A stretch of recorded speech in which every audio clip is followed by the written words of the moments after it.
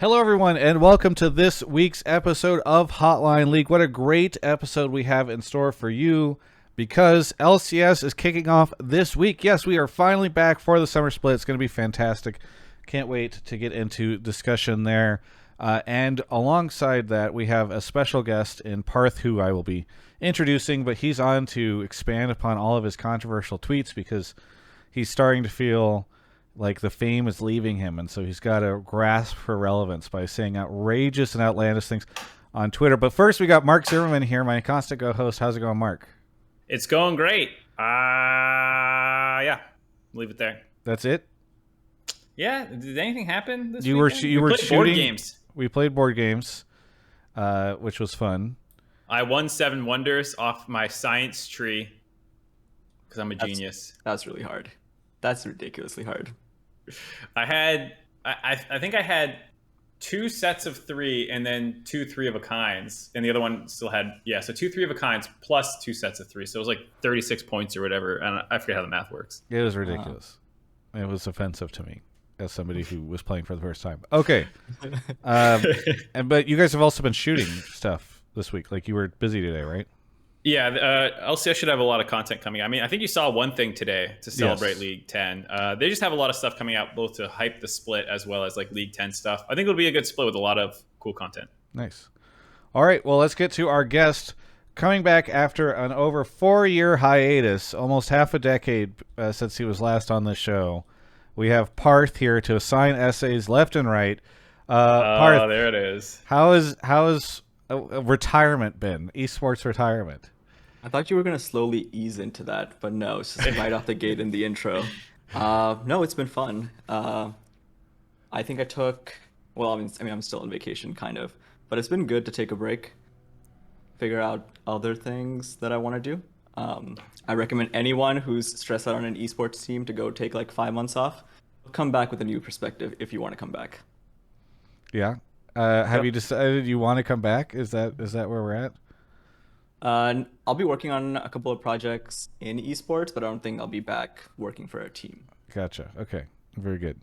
But you are in Los Angeles right now. You moved during this break, but then also you're currently in LA. Are you able to say what for? Yeah, I just was meeting up with people. The collegiate tournament was also here, and I haven't met a lot of the guys, so I just figured it was a good weekend to come down, visit old friends, and just kind of hang out. Nice. Well, we haven't hung out yet, and we haven't made any plans to hang out. So you say old friends. Oh, no. What does that mean? Do you want me to show you the Discord message where I'm like, I can stop by and meet your cat? And you're like, there's no cat here. Yeah, exactly. You don't need to show me. That summed it all up. It wasn't like you wanted to hang out. And then I also asked, can I come hang out and use the computer behind you, implying, we could do something before or after, and then you just ghosted me. I don't understand how I didn't get that message. I know I'm only here because you need me for content, and then you won't talk to me again. That's fine. I'm down to hang out. That's just our relationship. Did you need a 4-year break from Hotline League? Is that why it's taken 4 years to get you back on? Was it just that you're busy, or was it like the callers annoyed you so much that you needed a 4-year recovery? I don't know. I don't think I was invited. I don't think I ever asked him again after the essay thing. Wow, what the fuck, Travis? Well, there was first off, there was always the TSM aspect where it's like extra difficult to ever get folks from TSM. Plus there was the essay thing. Plus there was just a lot of reasons that made Parth not the top of the list for guests. He was just done getting rejected over and over again. I mean, honestly, yes. Yeah. That is a big part of why there have been times where I haven't requested interviews with TSM. Regardless, you're a free man now. I am. How long are you in LA for? I leave tomorrow. Okay. Well, there goes that plan. I guess we're not hanging out. When are you back? I don't know. I haven't planned my next trip yet. No. I've had a ton of friends trying to get me up to Seattle, so maybe I'll end up doing that at some point in time. Yeah. Trying to think if there's any other nonsense we need to talk about. I played Magic: The Gathering for the first time. Well, I don't think I'd ever played Paper Magic. I played WoW TCG way back in the day, and yesterday I got to go play at the Alienware training facility. Damien Estrada invited me, and I played did you guys know there's like a version of Magic now called like Commanders, where you play? That's been around forever. It's like a 4-person free-for-all. Was it always a 4-person free-for-all? Yes. Okay. I did not know that that was a thing. I knew about like Double-Headed Ogre and all that, but you should watch Command Zone. It's an excellent show. It's actually insanely good. It's like TV quality good. It's Jimmy Wong and oh my god, Josh Lee Kwai.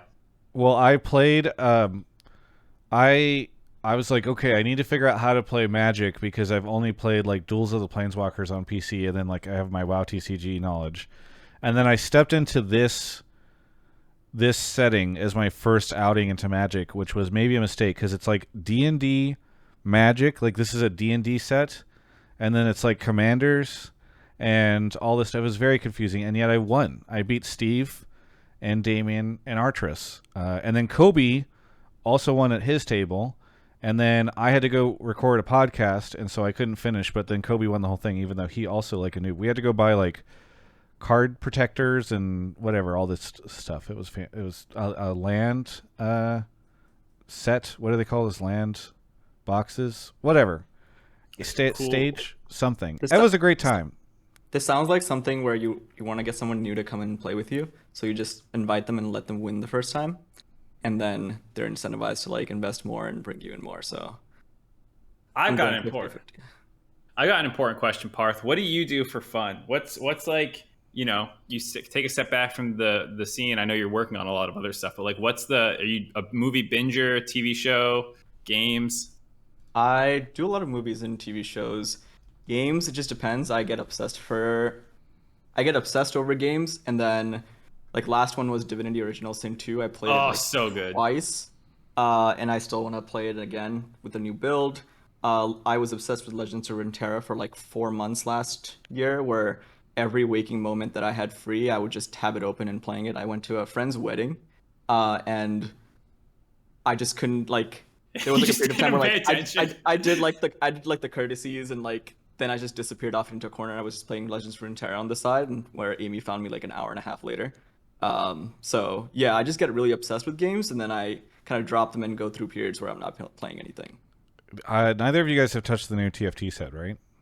No. I've been playing a shit ton of it. It's actually really good. The new set I think is really, really good. It's the first time, it's the most I've been into it, I feel like, since maybe the first or second set. So it's good. It's good. All right. Shout out to Grubhub and Alienware for sponsoring the show. We will talk more about them as the show progresses. But let's talk about a bunch of stuff. What's all the hottest news, Mark? What's the latest goss? Parth's Twitter. That's what's hot. He's been doing 10 takes for over 10 days leading up to the LCS. I think you're on day 8. Yeah, I think so. But apparently I skipped day 6. So. Oh, well, that lines up well because then Tuesday, Wednesday, Thursday, and then the games start Friday. So there you go. Did you? And you didn't intend to do this. You just tweeted out about tweeted about something. You tweeted about the top 5 TSM teams being top close. 5, yeah. And then everyone started freaking out. Yeah. But apparently my other takes haven't been that controversial. So yes. Well, you are now learning what it's like to be on the outside, where what you did was you tweeted about TSM. And then you're like, whoa, there's all this engagement of people care about this stuff. There's all these opinions.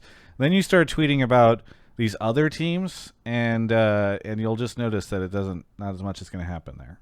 Wait, his day 7 one banged about Wild Turtle. I really don't care about engagement, but okay. That's bullshit. I know you. You got your analytics up. You're fucking checking out your engagement all over. Yeah. Mm-hmm. Yeah, Wild Turtle one's pretty big. This is the first split since the start of LCS that Wild Turtle isn't starting. He's one of the most underrated players in LCS history. Is yours. So you just decided to go for this. You were like, oh, there's 10 days. I can do 10 of these, or 1 a day, or whatever. Yep. I mean, it was like Justin from Riot who was like 10 controversial tweets. I'm like, you're going to regret that. Yeah. And I started talking about like LCS viewership and stuff, and internally he's probably like, oh no. Yes. That's not something that... Well, they're used to it at this point in time. We all talk about LCS viewership. Half of the conversation around LCS is about the viewership. Anyway, so you're back on the show. Glad to have you here.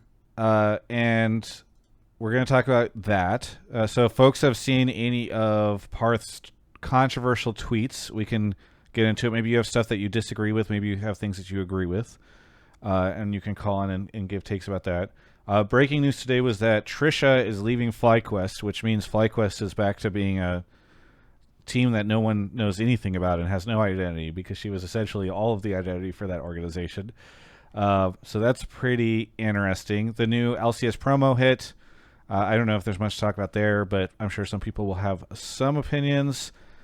Anything else that I'm forgetting, Mark? The players' embargo lifted today, so reviews are starting to come in from that. I think we can talk about where we were last Monday, finally. We can.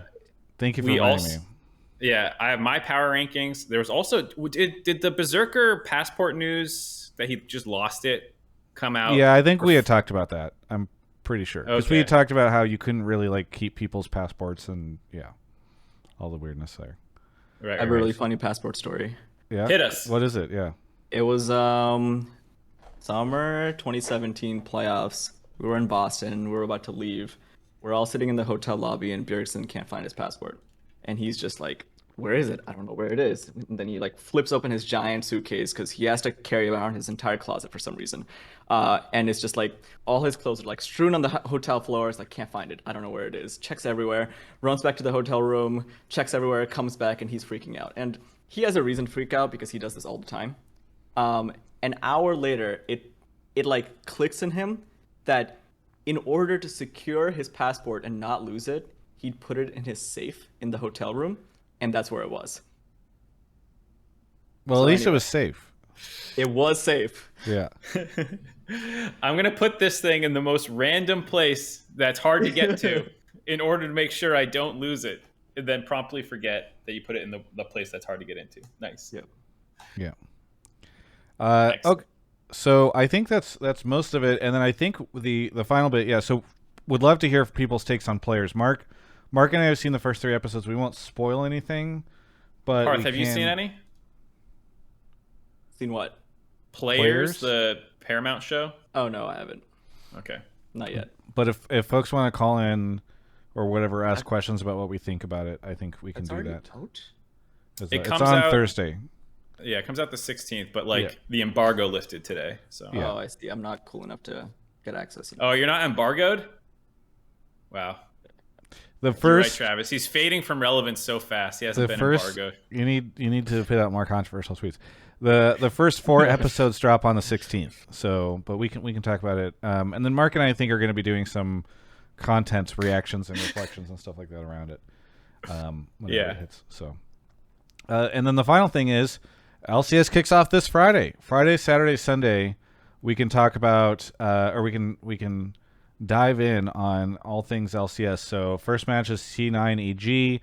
I think we can start to have predictions. You know, the Hotline League listenership loves to call in with takes like, "Oh, EG is going to be good because they've got these 5 players," and not mention any other players or any other team or have any whatever. Either way, I'm sure we're going to get a ton of great predictions from all you folks like we always do.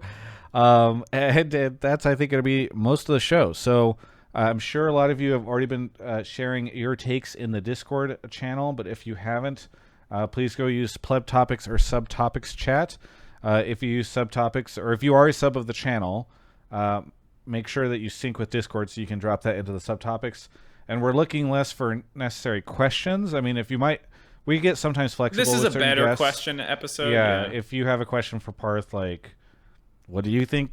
Whatever. How's this TSM team going to do? Or what do you think of the current state of the league? Or any of these different things? Obviously, we can do that. But we're oftentimes looking more for takes. Like, you think this is going to happen, or you think this needs to change, or whatever. So and here's why. So that's more of the stuff that we tend to look for. But Mark is pulling some folks right now, so I guess we can check back in here. Parth, what are you looking forward to in summer split of LCS?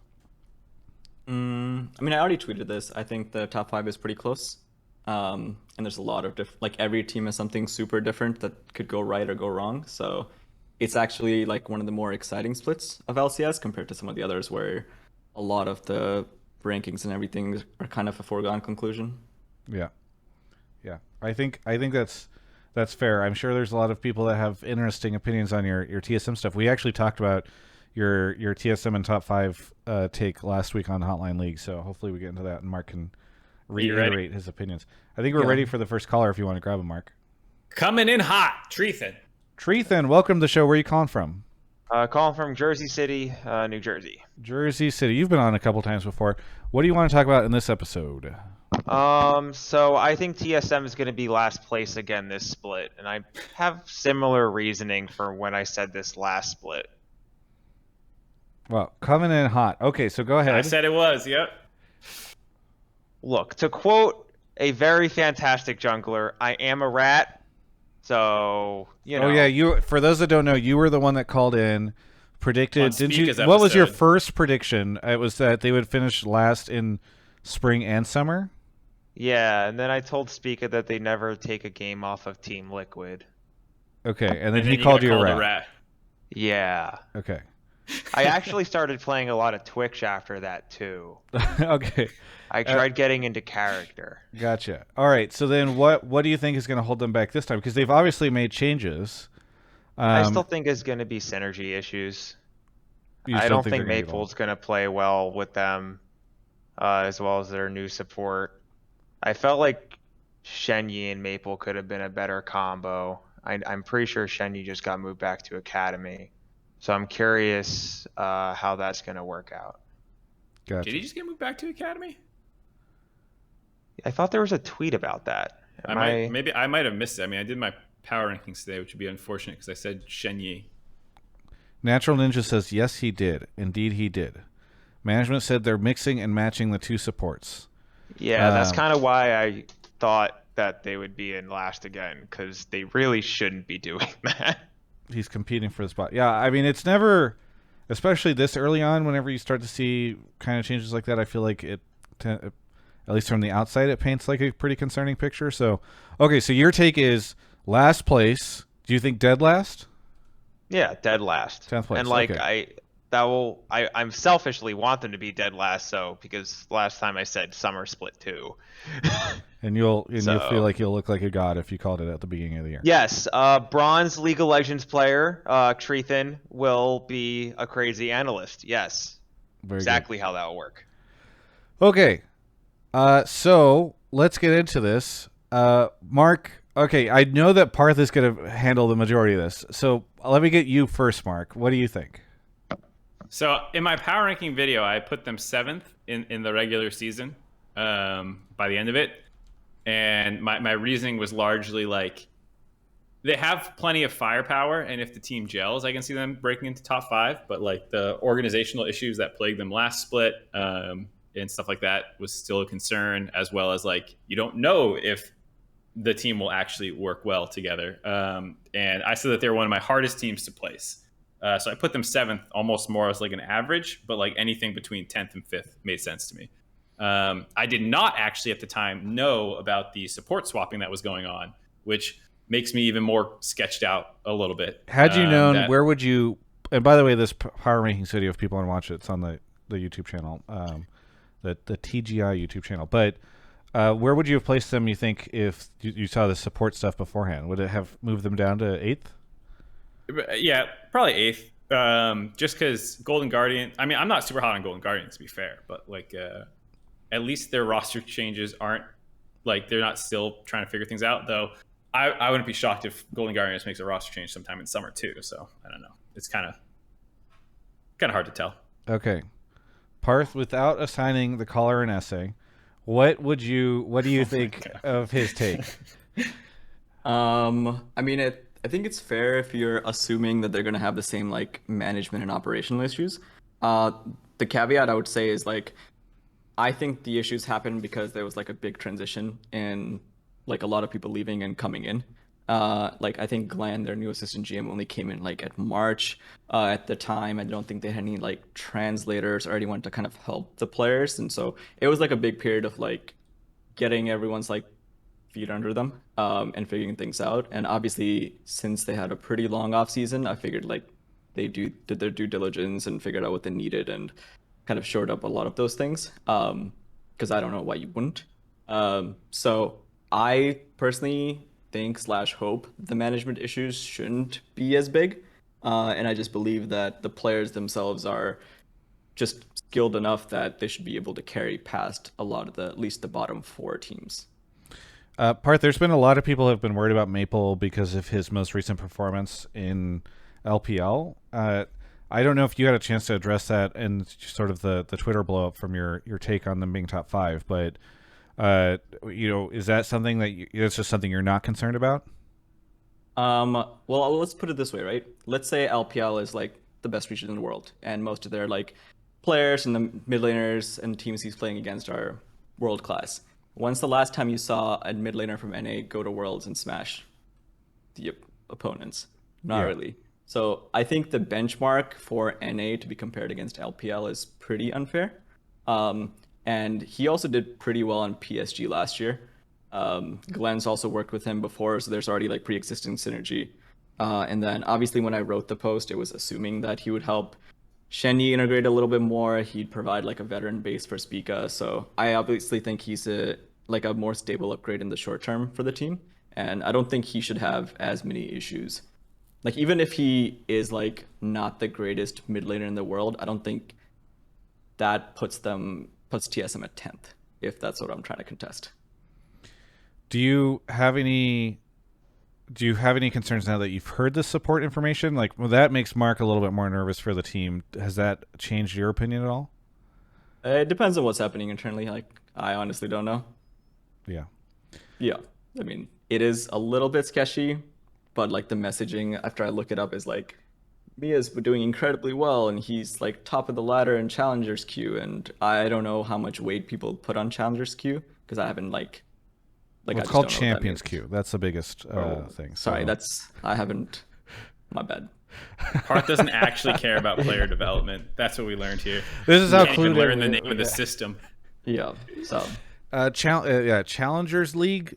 He's been doing really great in Challengers League. Manchester United's going to bring him up any minute now. Champions queue. Whatever.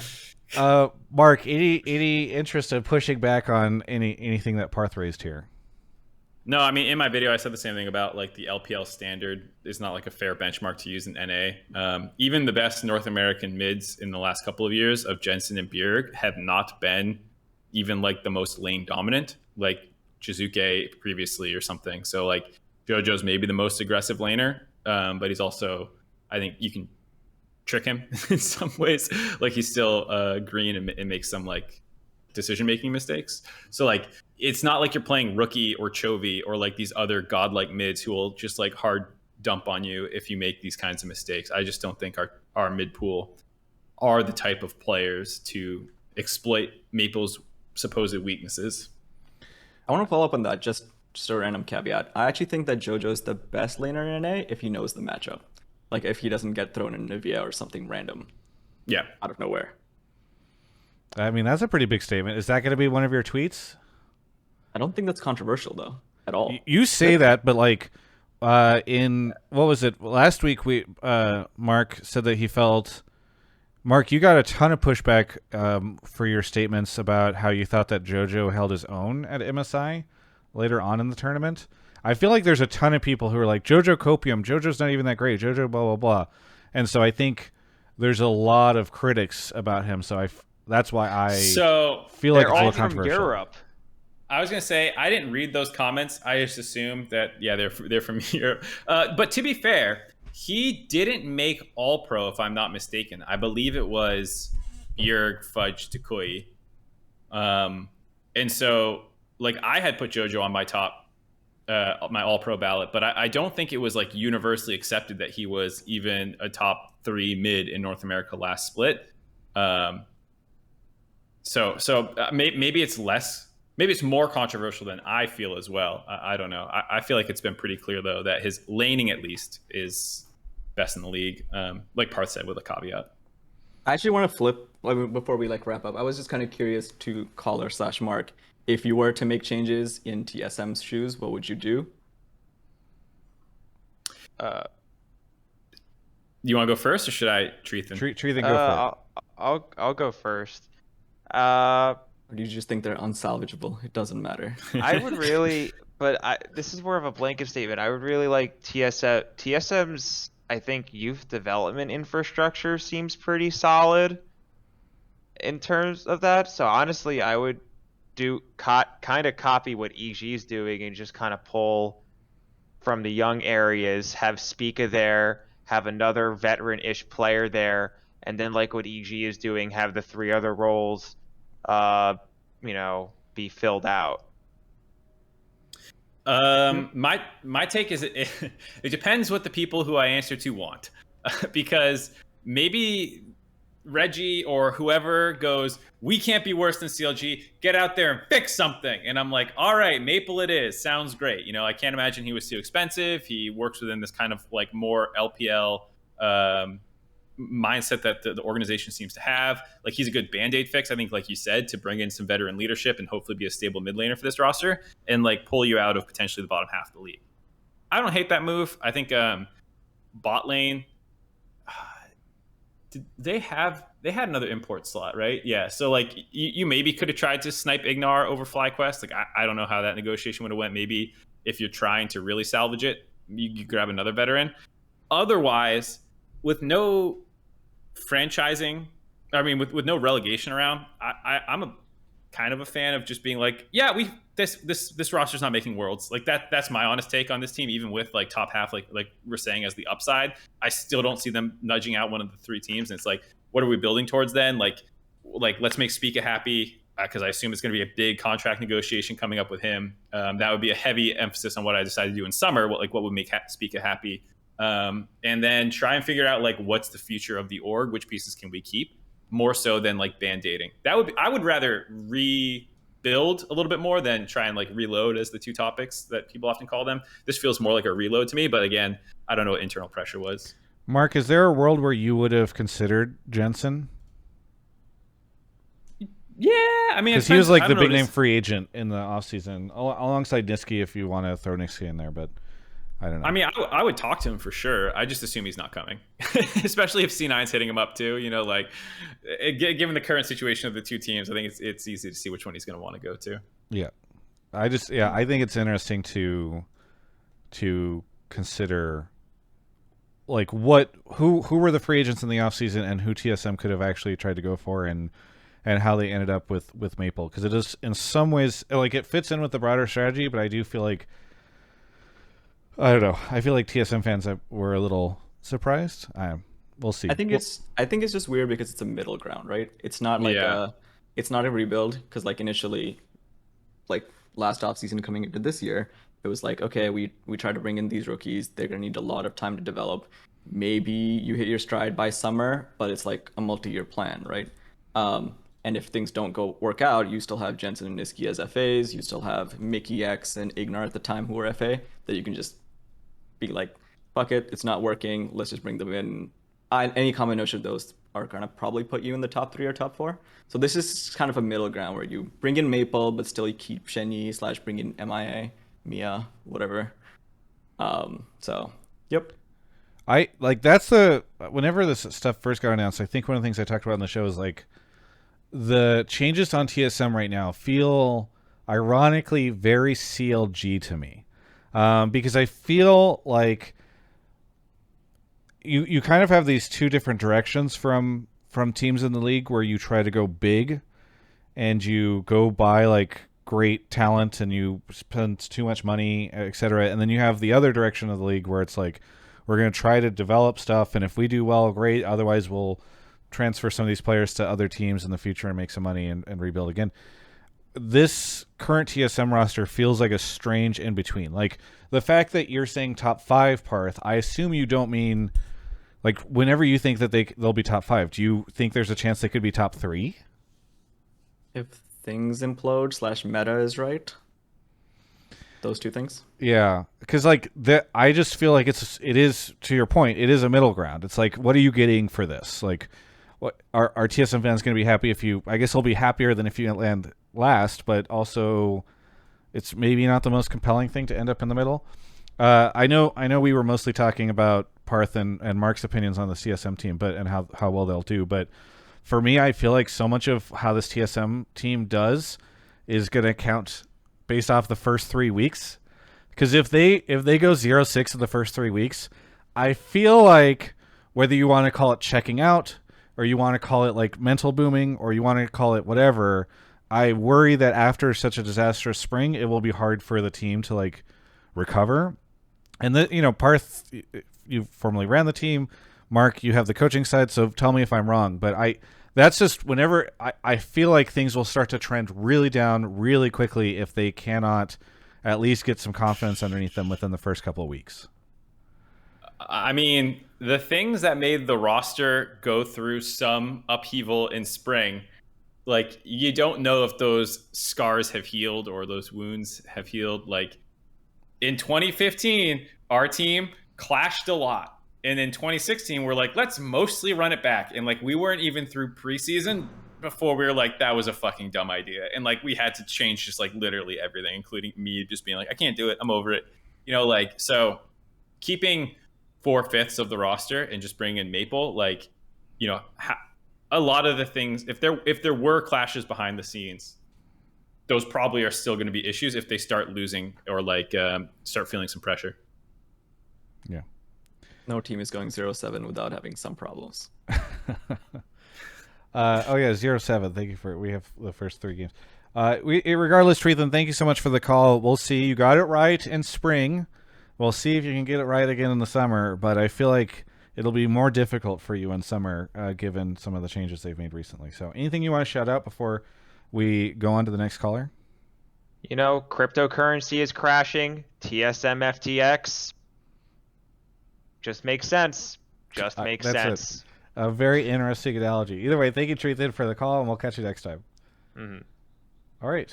Mark is off to grab the next caller. Wrong. I'm checking Ethereum. Mark is checking Ethereum. Should I be taking a sponsor break right now? Oh, off he goes. Okay.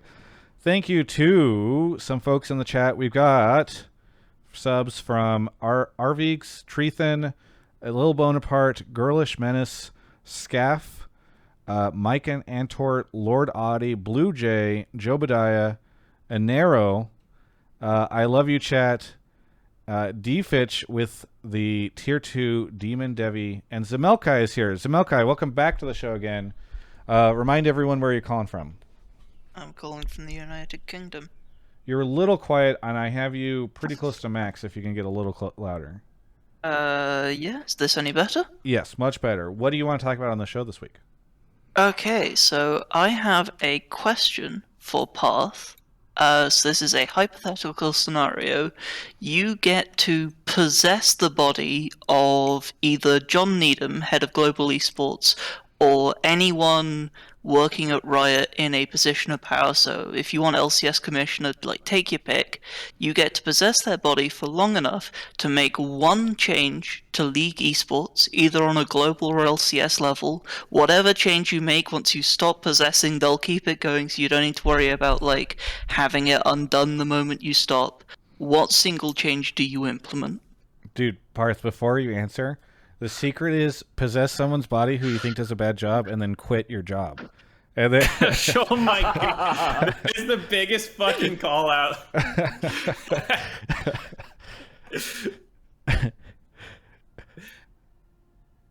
The thing about Riot is it's hard to say who has the position of power to impact certain changes, because usually the public facing figures, the people like you talk to from the team side, usually don't kind of control a lot of things. It's like the global team and Riot proper who does a lot of that. So in the spirit of the question, though, let's say it's less important who you specifically possess and more like what's the change that you would make if you could make one change.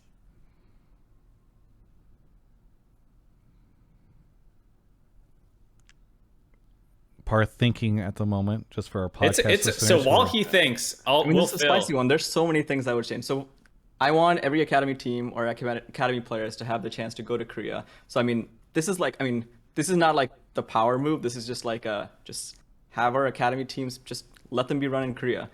Academy broadcasts are online anyway. They get way better training overall. And they're gonna be a lot more prepared when they move up to LCS than staying in NA. So that's the soft answer. The bigger answer is I would change how Riot the publisher interacts with the Scholastic ecosystem. And they've already made a lot of good changes by soft cutting off their relationship with Play Versus, And now high schools and collegiate teams and like amateur programs overall have like the freedom to run their own programs, where before they were kind of stuck behind this paywall. And it made it really hard for players in high schools in the US kind of get involved in League in a meaningful way. So I don't know. There's just so many things I would want to change. I would want to change the world's format, but that's also like there are so many things I would change. I don't know. Can I do them all in one day? No, I think No. I just Zemelci was asking you. Okay, here, let's pick top 3 then. If it's that difficult, pick 3. I know you mentioned 3 just now, so I don't know if those would be your 3 or if you want to sub something in or out. Sure. While he's thinking, Parth, while Parth is thinking, Mark, is there anything that you can think of that you would like to change? I would go to a major-esque system. Most Oh, likely. wow.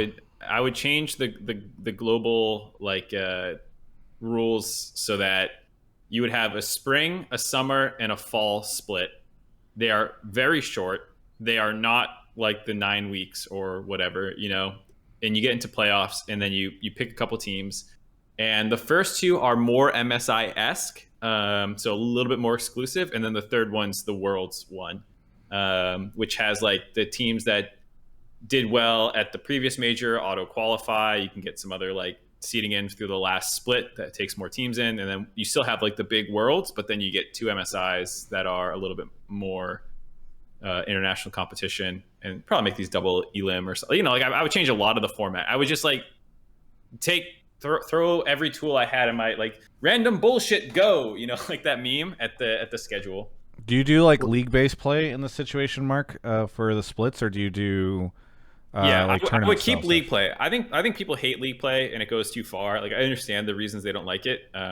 It can get like a little repetitive, and so I think league play for like a single round robin over the course of 4 or 5 weeks is good, just to quickly seed a playoff bracket and only knock out the teams that like clearly suck, but then like keep a bigger playoff system. So like if you could take a 13-week season, which is I think what it is right now, 4 weeks of playoff, 9 weeks of regular play, and like compress it down to like 8. So like 4 weeks regular season, 4 weeks playoffs again, and then like then go into an international tournament. And just like, I don't want to make the season longer. I don't want to make the pros work more.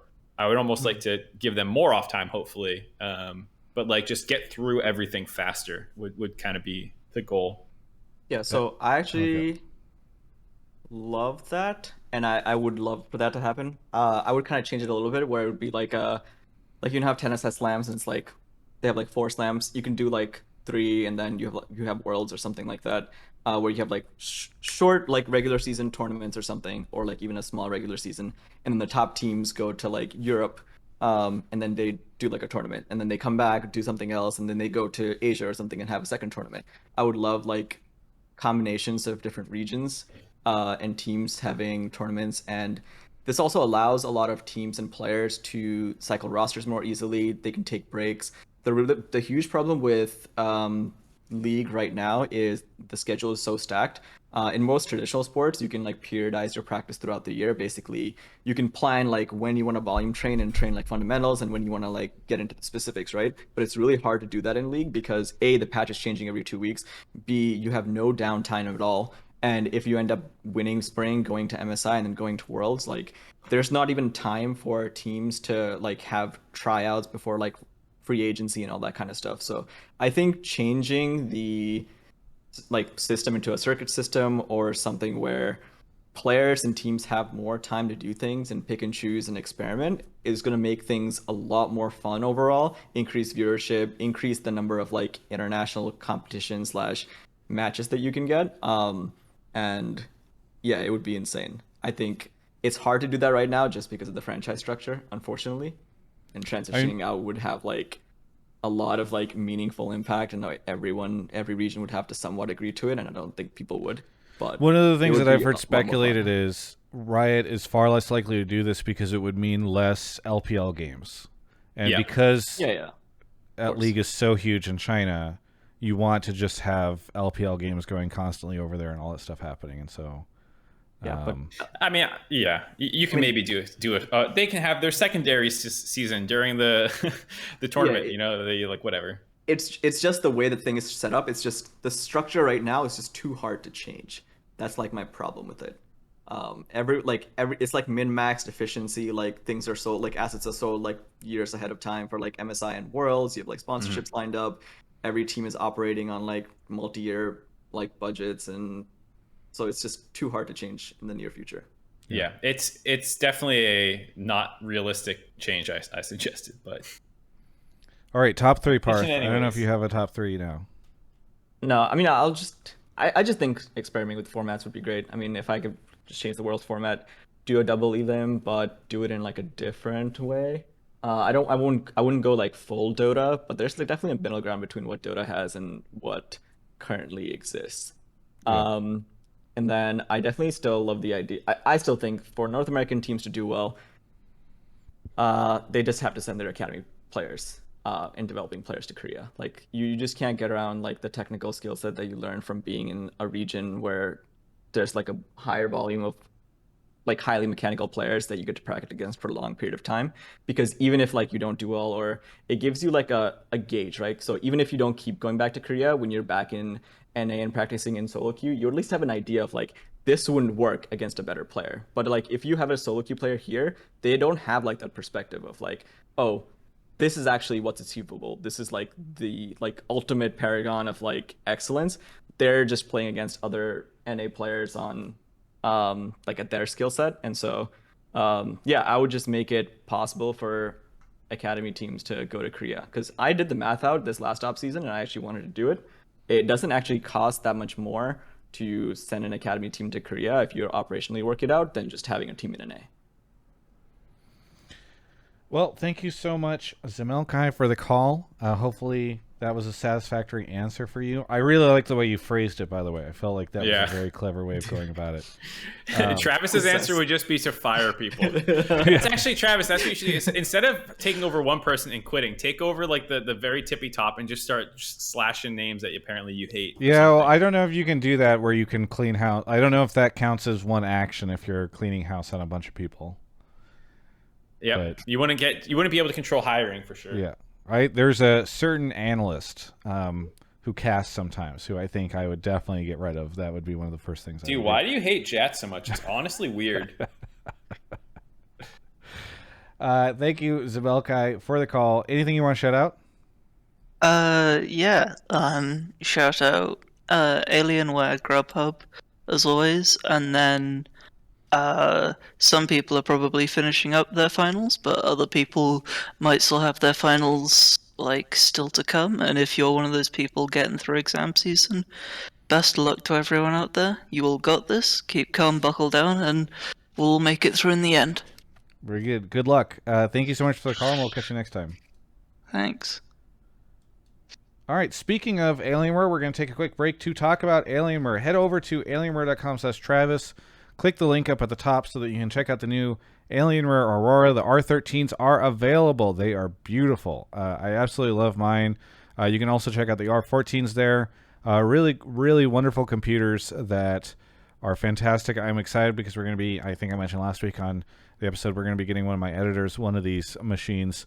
So that'll be really exciting to have another one of these within the TGI ecosystem.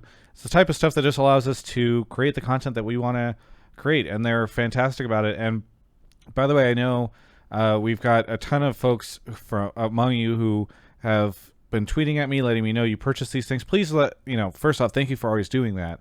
It's really incredible, and please continue to do so, because it's the type of thing that helps make renewals easier and easier every year to make sure that I can keep doing this. We can keep doing Hotline League, all that type of stuff. So thank you so much to Alienware for sponsoring the show. They're a fantastic partner. They have been for a really long time. I just want to make sure that I know you guys have heard me talk about them many, many times before, but please never take them for granted, because I promise you that things would not be the way they are now if they were not working to support us in all of our coverage. So again, thank you so much to Alienware for sponsoring the show, and we will talk about them more in the future. Mark, you want to grab the next caller? Off he goes. Demon Devi, thank you for the 4 months. Real Divert. I'm Elvis for Avaju. Jaffe for 24 months, 2 years. Thank you. Portillo for a year. Portillo, thank you so much for the year. And finally, and we'll catch up more. But the last one I want to shout out is Ventus Official for 50 months, 50. Thank you, Ventus. That's a very long time. Bluejay is here. Bluejay, where are you calling from? Ontario. And is that in Ontario, California? Not Ontario, California, man. You know the answer to this. Ontario, Canada. We have people that listen to the show. They don't always know if it's Canada or California. What do you want to talk about on the show? Yeah. My take is that the LCS and FlyQuest just lost one of the most valuable people in the scene, with Trisha stepping down. She was the first CEO to create a fan base in the LCS without needing to win a championship or being involved in other esports leagues. Do you have more that you would like to add on, or should we just play off of that? I no, we're good. Whatever you want to say. We're good. Okay, well, I'll start off here by saying I lean more heavily on the FlyQuest side of your take than the LCS side of the take, because I don't like, as much as I love FlyQuest, I still don't think that they are a leading figure in LCS. Not through any fault of Trisha's. I think it's more just the reality of the finances that they have available to them and what everybody else is doing. But I just think that what she was able to do at FlyQuest was phenomenal. It turned them into an organization that I think a lot of people were very favorable for. I don't know how many fans FlyQuest has.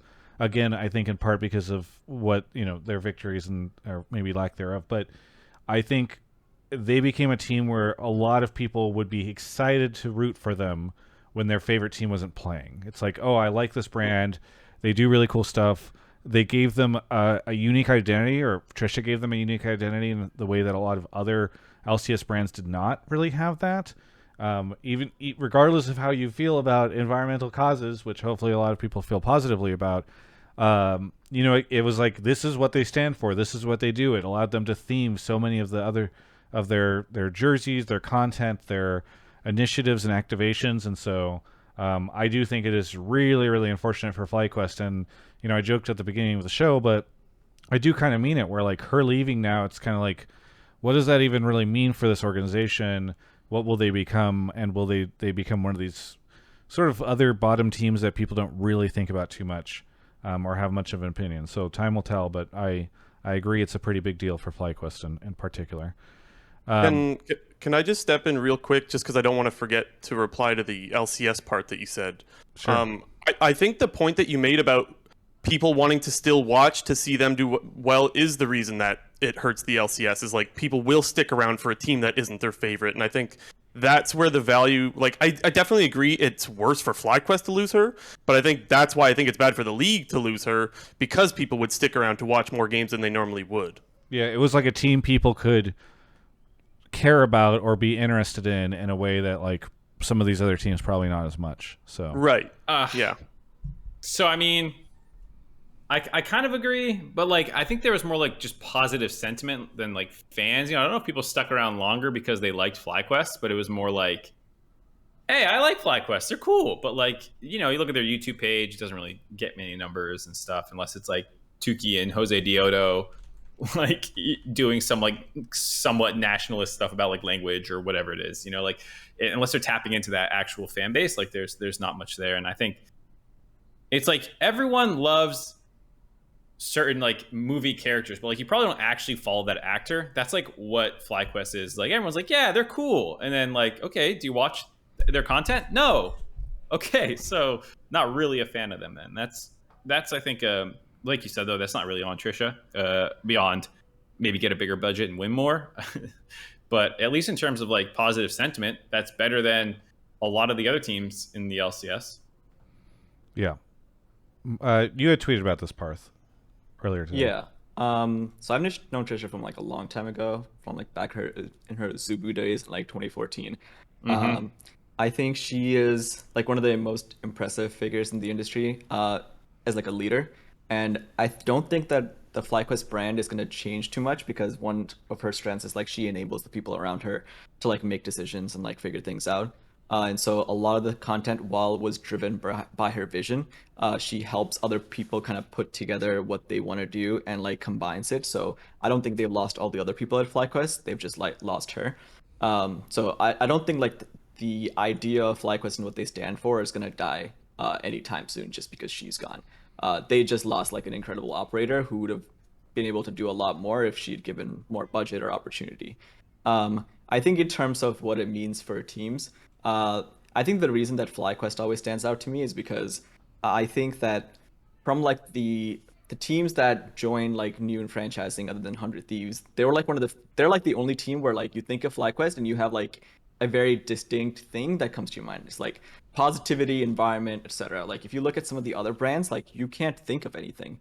Like they didn't win a lot, but at least they had that one insane year where they like popped off and did really well. So they were clearly doing a lot of things on the performance side and the branding side to like engage with the like fans as much as possible within what their bounds were. And I kind of appreciated them because they did it a lot better than probably every other team in like the bottom 4 or 5. I think one thing that maybe we're not mentioning in all of this too is in the LCS where you have such a huge rotation of players, she was kind of the face of that org, and no one else is like really attached to it. Like if you think of FlyQuest, it's I think people mostly, if you had to say think of a person at FlyQuest, I think most people think Trisha, and so it is like a pretty big deal if she leaves because it's like they have to now build out another personality that people enjoy. And I think as Trisha coming from, a lot of people don't know that she had worked in esports, had been like a personality pseudo player type deal on the StarCraft world. Having that experience allowed her to kind of have this infectious personality and excitement that, you know, whenever you saw one of her videos come out, I loved, at one point in time I memed one of her videos because it was a video where she was just like, we're spreading cheer this week, and here's the fun clips from us spreading cheer, which is always a little. I like her, but also it's a little too saccharine for me, and so like I just put in like a fucking ninja raging at League of Legends at one point in time to one of those things. But you had this idea of like who she was and all that, and I just think it is a pretty big deal that they don't have. There's not like a backup, you know. It's not like you can be like, okay, well, now there's this other person at FlyQuest that people are very familiar with, and so I think that not only illustrates what her role was at FlyQuest, but also kind of where League is at these days, where sometimes the biggest names associated with a team are the people that are running it. So, I mean, so people are spamming Jose in chat, and like from purely an engagement perspective, yes, Jose is obviously the biggest name there, but we're talking about like as a team operationally, if something happened, you would go and be like, Trisha, what happened? And she would answer. And like, you're not going to be like, all right, Jose, break down our roster changes or like, you know, that's what we mean. We're talking about it more from a team operation perspective than like just engagements. Like she was the face of that organization. I would still push back even on the idea. Like, I don't think Jose Deodo is the face of FlyQuest. Like, I think he's a very popular personality there. And obviously he gets like now great engagement. But like, I don't think that he's really become like Mr. FlyQuest. And well, so it's like Ray is bigger than Nadeshot, but 100 Thieves is Nadeshot's team. Like, you know what I mean? Like there can be bigger people at an organization, but it does, like Steve's not the biggest name. Bjergsen is at TL, but it's Steve's team more or less. Like that's how you think. Like that's the way to think about it. FlyQuest was Trisha's team in a lot of ways. Two people. Yeah. And you do have other, like, I mean, Afro is a good name to have. You have Takuya as well, who's like a new fan favorite, sort of.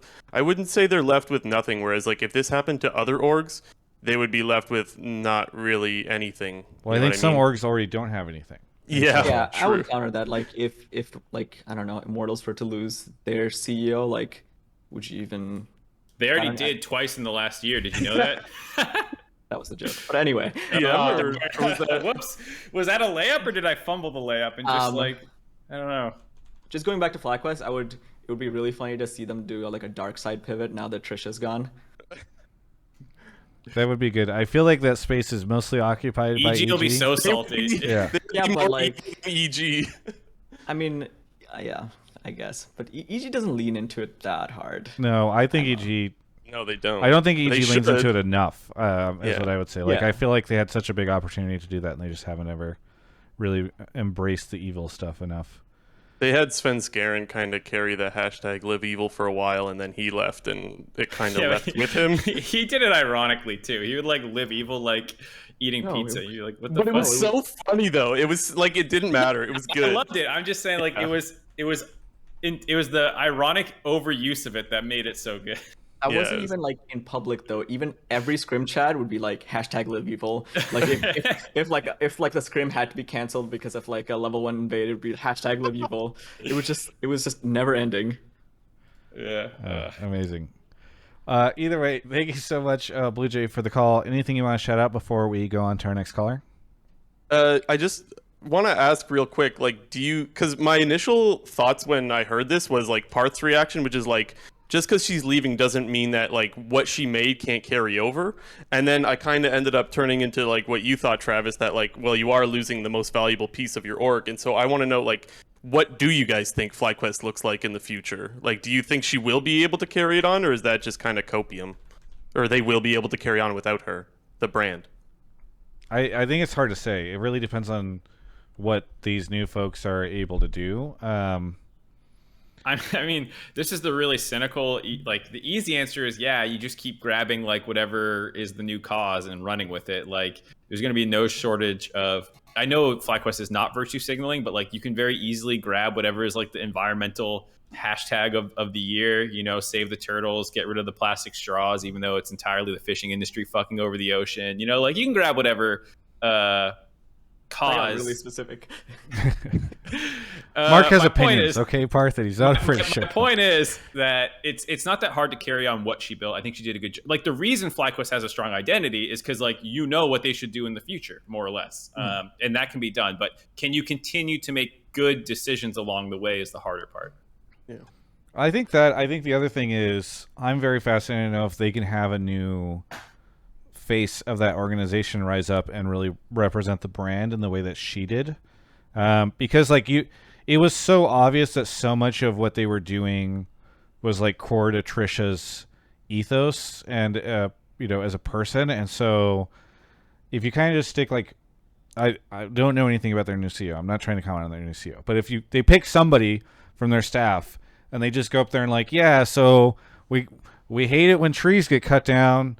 And so we're going to be planting some trees, and don't cut down the trees. And, you know, it's all about the earth, folks. You know, we got to really care about that. You know, like it'll be I think she did such a great job of making it feel so authentic. And maybe that's the term I'm looking for, is like, It was how genuine. authentically can they continue this on versus Yeah. how much will it just feel like sort of corporate environmental, you know, promotion. Make a BP ad. Just spoof BP ads. Yeah. Yeah. Anyways, I want to shout out their jerseys. I think their new jerseys are sweet. I really like them, and also their content is beast. Go look at their FlyQuest YouTube content. It's actually awesome. Yeah. And thanks for having me on, guys. Yeah. Thanks so much. Have a good one. We'll catch you next time. Bye bye. All right, off to the next caller. Thank you to T Cluck for the Prime, Flick Nickum, and Prince for the subs. Really appreciate it. Let's see. We got Mark back here in a second. We're joined right now by Parth, for those who are tuning in right now. Formerly many different things at TSM. Franz is here. Franz, where are you calling from? Hey, calling from Provo, Utah. Provo, Utah. I'm a big fan of that area because of the fantasy work that gets produced out of it. What do you want to talk about on the show? Heck yeah.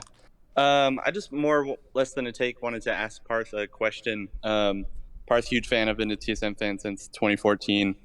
I think it's good you're finally getting the credit you deserve. I think you got a lot of shit while you're on TSM undeservedly. Is he? I still feel like he gets blamed for their spring split most recently. People are like, Parth created this roster and it sucks. Yeah, people need a scapegoat always, but I think probably the most underrated GM in LCS history so far. I think Me up. What are you about to ask me? I just wanted to ask about the 2016-2017 TSM roster. From your perspective, like, what exactly made that roster so dominant, and what could LCS rosters currently do to sort of emulate that success? I think it was a lot of things that kind of clicked together after a while. I think the key thing is a lot of LCS rosters, when they get put together, or just rosters in general, don't like fighting or conflict in a way. They either shy away from it, or they, like, even some coaching staff like try to maneuver around and prevent it. I actually think conflict is a really good thing for a roster to go through. It like strengthens relationships, and if you come out the other side, then you have like role clarity about what you want to do and where you want to go strategically. Once we brought on Biofrost, he kind of just did what was necessary for the team to succeed. And so you had like people who just had very clear roles in the team. And that's why I think they were super, like, that team was super successful. I mean, we did a lot of like outside of the game stuff, or like we also like, I think at the time, Wildren and I worked really well together. And I think we actually did a lot of cool things outside of the game that a lot of other teams weren't doing. But I think most of those things, I think coaches and teams do now. And I just think that after 2017, the roles changed, the meta changed, and it just didn't make as much sense to like continue with the same roster in the same way. So I just think that the players were really good. They clicked really well at the time. Wildren and I worked really well together, and just the combination of those things made it super dominant. But I think other teams were just slowly catching up. Is that your favorite roster that you ever worked with? I think it's close. I think it's between that and the Broken Blade roster. Oh yeah, I could see that. Yeah. Franz, any other questions about the roster or Parth's time at TSM? Yeah, this I have maybe a hot take / a question, maybe a copium take. Parth, do you think if Doublelift didn't dash in on Crown's Victor, that you would have gotten to World Finals? Hear me out before everyone goes crazy. So you take Baron, you beat Samsung Galaxy for the second time, you likely top that group, you play C9 in the quarterfinals and H2K in the semifinals. So my theory has always been if Doublelift didn't dash in, TSM would have gone to World Finals in 2016. I mean, Do you agree? You can say that about like 10 different things. Like if we hadn't inted against RNG the second time, if I just picked Sivir instead of Lucian, we would have skilled. If Hanser did the flank, did the cannon flank. Like, you just can't take like one point and be like, this is the sole reason that you guys didn't make it to World Finals. Because like Worlds isn't about like one decision, it's about like 10 million decisions, and just because one stands out, it just sucks that that's just remembered so much, kind of like the Jensen Echo thing. The other side of that is that like if you're playing this game with the team that you like, where you say, oh, if we just played better and we fixed our flaws, clearly we would have done it. But like the other team, the teams that beat you even, also were making mistakes. And like, I'm not saying to see more to Franz. Like, fans of a team often do this game where they're like, oh, if we just did this, we would have made it. And it's like, well, the other team can play that exact same game. You know, like it's not one mistake ever. As much as we like to look at that one big play, it's like there's a mountain of things probably that both teams, in hindsight, would love to do differently. And you can play the game in reverse, where instead of saying if they did these things better, you can say, wouldn't you have made it to World Finals if all of the opponent mid laners just ran it down every time you faced them? You know, like all these hypotheticals are always great. Anyway, Franz, anything you want to shout out before we go on to the next call? I have one little thing. So obviously the whole like, if X, then Y should happen. Do you feel like that roster performing? Like, how good were you? Because heading into that season, like Bjerg was on the top. Like that was the season I think that broke a lot of people. Like, oh, NA are frauds. Bjerg shouldn't be on the top 10 list anymore. Like, we're actually shit. Like, do you think it was stage underperformance, or do you think that you guys actually were overhyped going? Because you also had even like the other players on other teams and all, like everyone universally was like, oh shit, I can't wait to play TSM. Yeah. I think the only 3 teams that I would have us losing to in that tournament was SKT, Samsung, and Uzi. It's not even that team, it's just Uzi. Everyone else we were competitive against / I believe we could have beaten. Oh, that's gonna so many people are gonna take that to the grave. TSM 2016, what could have been? I mean, Yeah. I still look back and it's like that was like the one where I think that could have done really well. Like everything was clicking, things were just going well, and just things didn't pan out. But it's also one of those things where after we lost, it didn't feel like while we were going like through it, and after we lost, it felt like it didn't feel depressing, right? Like other worlds, sometimes you just go in and you're like, we are gonna get spanked, and then you get spanked, and you're like, damn, we got spanked. So, Well, we're back at Worlds in North America this year, so maybe something exciting will happen. Franz, anything you want to shout out? Yeah, just shout out to Parth. Appreciate all the work you did for TSM. Shout out to you guys. Thanks for all the content. Shout out to my brother Sam. Gonna get a Sam Keck W in the chat. And happy Pride Month. Thanks for having me on. Yeah, thanks so much. Thanks. Catch you next time. Okay, off to the next caller. We have, let's see, Prince. Yeah, shout out Prince, and thank you, the Mr. Patrick, for the Prime. Parth, are there any events that you remember very fondly, or like specific tournaments that you were a part of, even setting aside like 2016 TSM? Like, are there any where you're like, oh man, that was the coolest? I'm going to preface this by saying the initial premise of this take might sound ridiculous, but I have follow-ups. Okay. Well, wait. I asked Parth a quick question. Oh, sorry. I mean, winning the first title as head coach was pretty amazing. Because it was like Biafrost's first split too. And I think most of my favorite moments are like when your team kind of builds up like a younger person and like helps him shine. And it was like the similar case with like 2020 roster with Spica and Broken Blade. It's like you have like a good synergy of like people you enjoy working with. People know their role. They're not willing to like they're willing to fight with each other, but still kind of go through the grind and everything. And when like that's rewarded, it just feels really good. I've been part of rosters where like, and I kid you not, there was actually one roster where we lost playoffs, and one of my players messaged me and is like, well, at least that person also didn't win because he didn't deserve to. That's not a roster that you want to, continue playing with or be proud of. That's crazy. So yeah, I would say 2016 playoffs. Yeah. Summer. Okay. I can't believe Peter would message you that. Anyway, Mark, we can pull the next caller. Boom. Okay, Slowbro is here. Slowbro, where are you calling from? St. Louis, Missouri. St. Louis, Missouri. What do you want to talk about on the show? So earlier today, Parth tweeted that NA needs better coaches more than they need better players. So if you could just speak to that, what do you think NA coaches are lacking compared to other leagues? And then as a little follow-up, do you think LS had a viable coaching style? Wow, that's a trap. I'm gonna look, Parth. Peter's already leaked everything you need to say about that. So, okay, so I think that we're never gonna get an advantage in terms of players, right? Like we don't have the highest player base. Even the players who want to come here, don't want to come here. May not want to come here for the right reasons, and other regions are more competitive in terms of salary, so I don't even think we have that advantage anymore. So if NA as a region tries to index on bringing over better players, then it's not gonna do anything for the region. I'm not even saying necessarily that the NA coaches are worse or better than other regions. It's just it is the thing that you can change the most.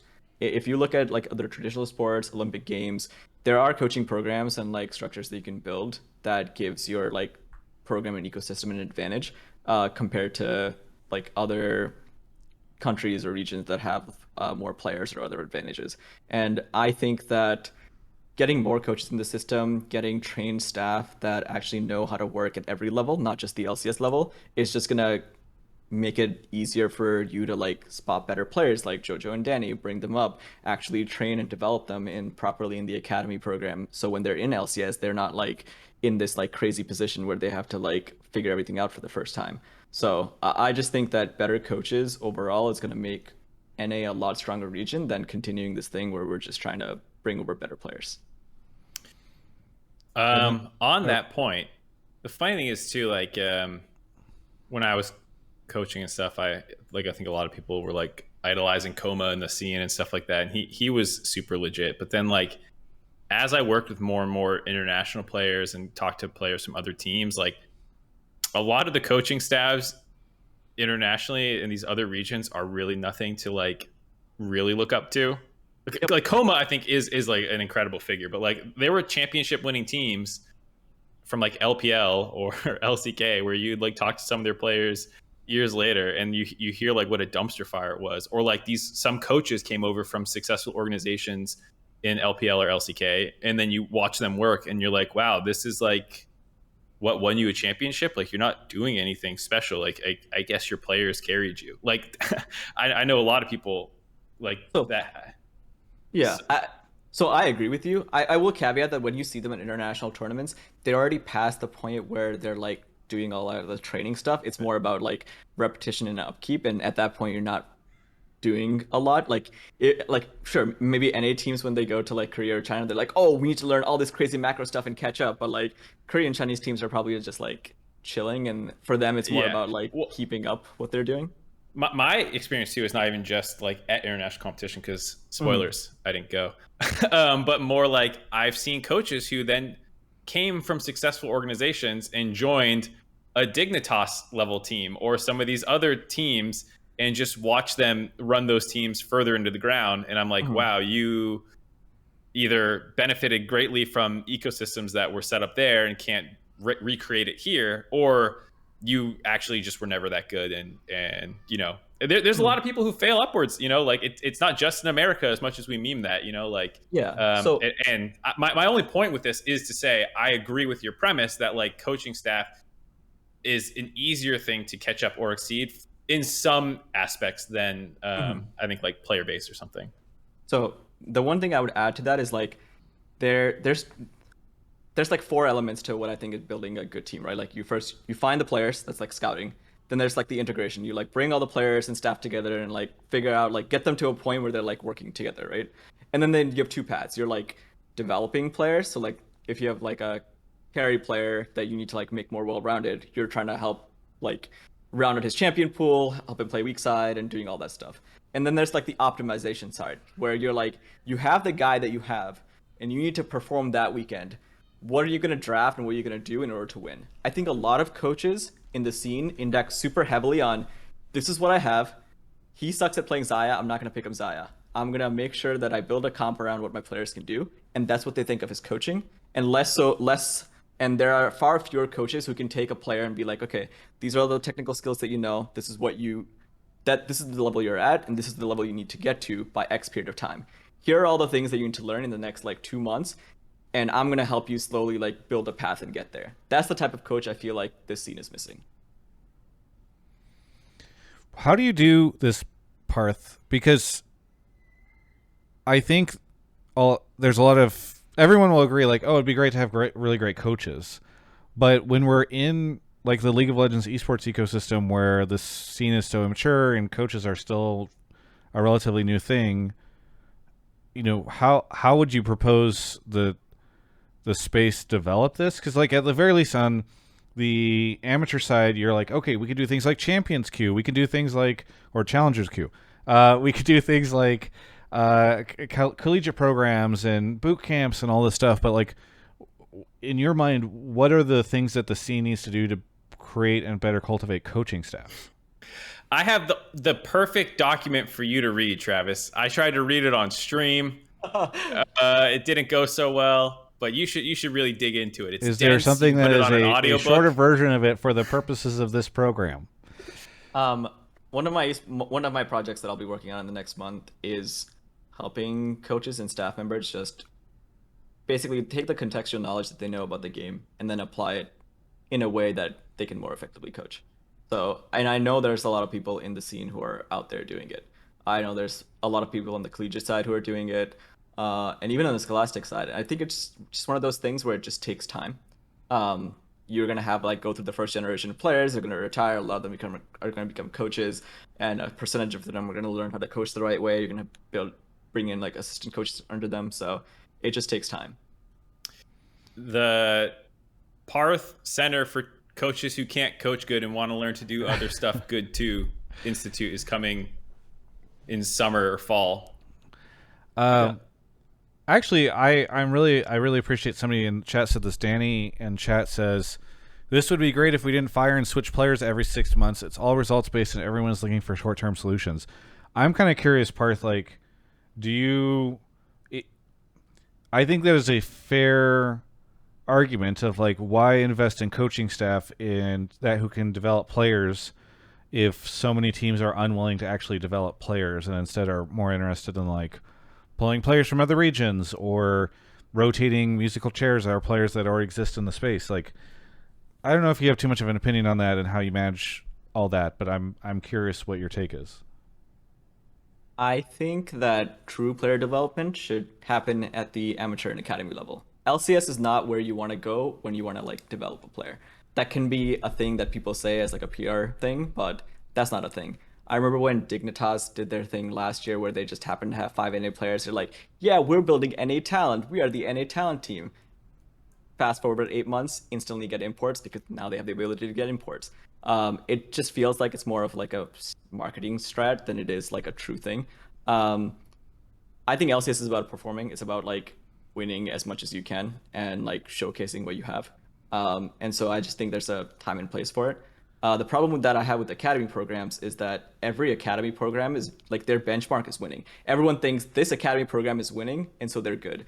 But that's usually counter to what academy programs should be doing. If you have a guy like who's Sniper, right? He's on 100 Thieves amateur right now. He's like a really strong carry player, and they put a team together around him to like help him carry and basically do really well and showcase what he has.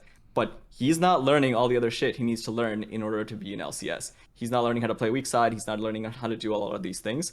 And true development means you need to sack and not care about winning things like academy and amateur and actually like take the players that suck and make them better.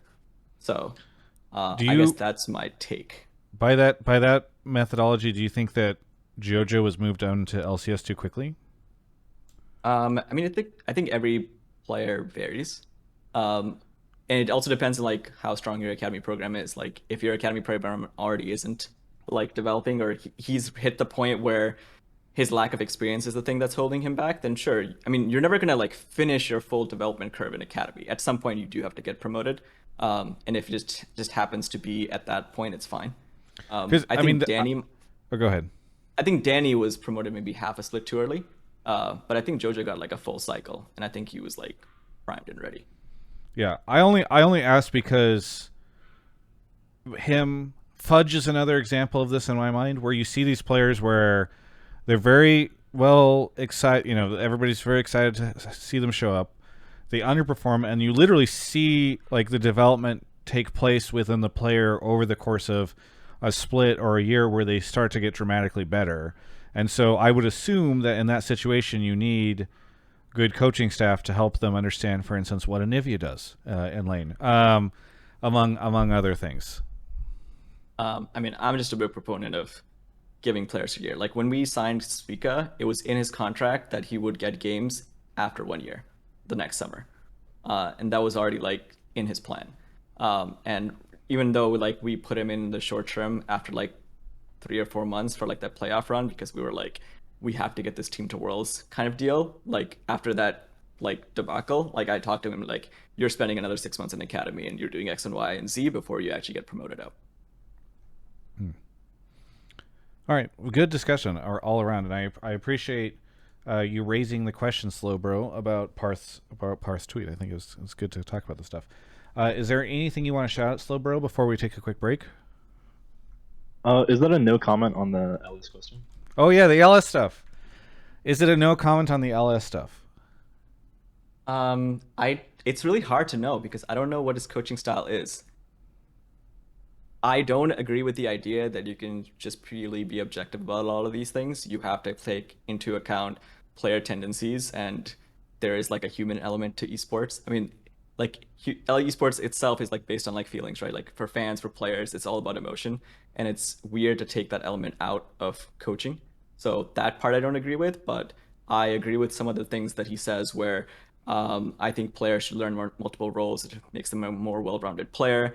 And I agree that a lot of players can be min-maxing the things that they can be doing in terms of build, setup, and all that kind of stuff. So there are parts of things that he says that I agree with, and there are parts that I don't.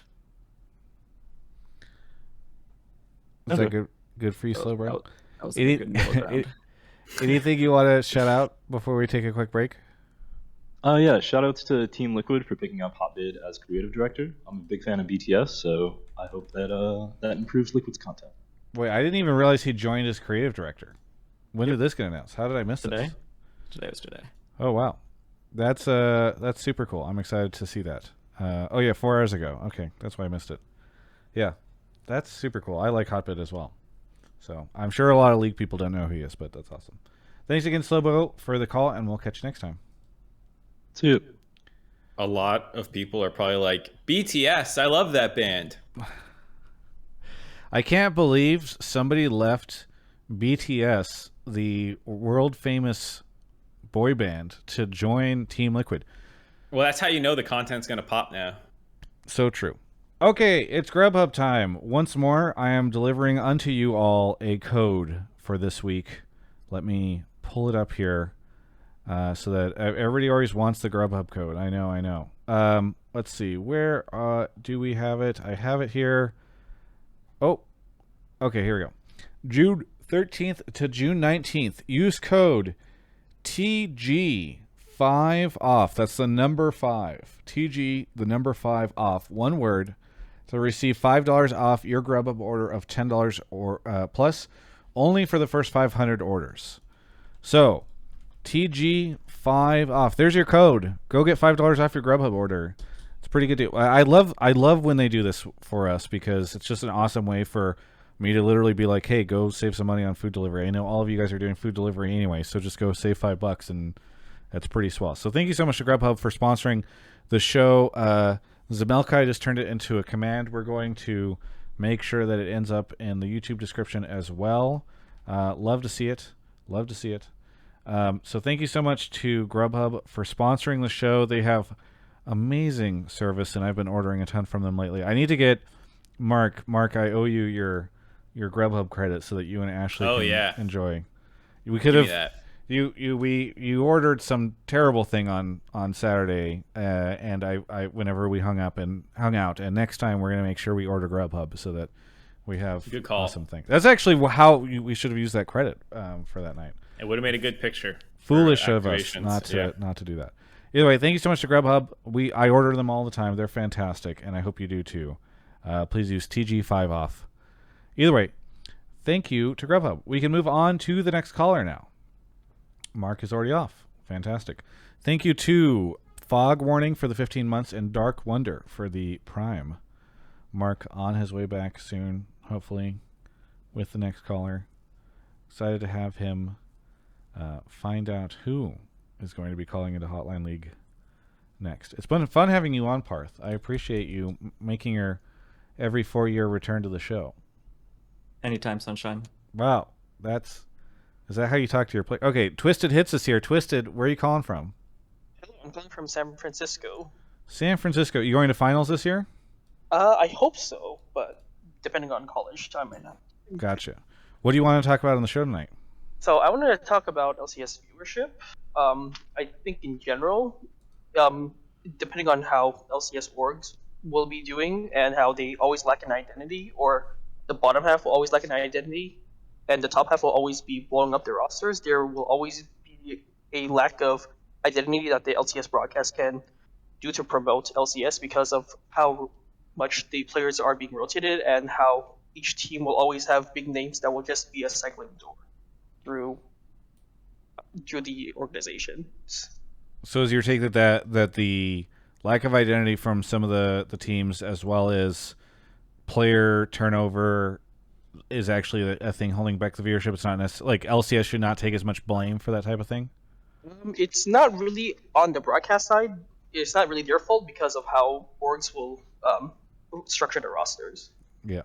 I didn't know you were going to say that, but now you're my favorite caller ever. The LCS broadcast is fine. They can It's do just no these wrong goddamn because orgs. it's always the orgs and the player turnover. Parth, how much do you care? You and I think in the past have gone back and forth on all sorts of stuff whenever it comes to brand and player stuff and content, and usually off air. But how much do you actually care and think about this stuff these days? Because you've always been hyper focused on competitiveness, and so it's been competition. So it's been interesting, I think, to get your takes on this stuff. Yeah, I mean, if you're like a coach or working on the performance side, then you're gonna be like, I'm gonna do everything to min-max performance. But I think for a good org in esports, you need to do two things. You need to win, so that's like your performance side. You need to convert the eyeballs you get from winning into fans, and I think that's like how you use your creative socials and all that kind of stuff. And then how do you convert your fans into money? And that's basically sales, right? Like that's like the esports model.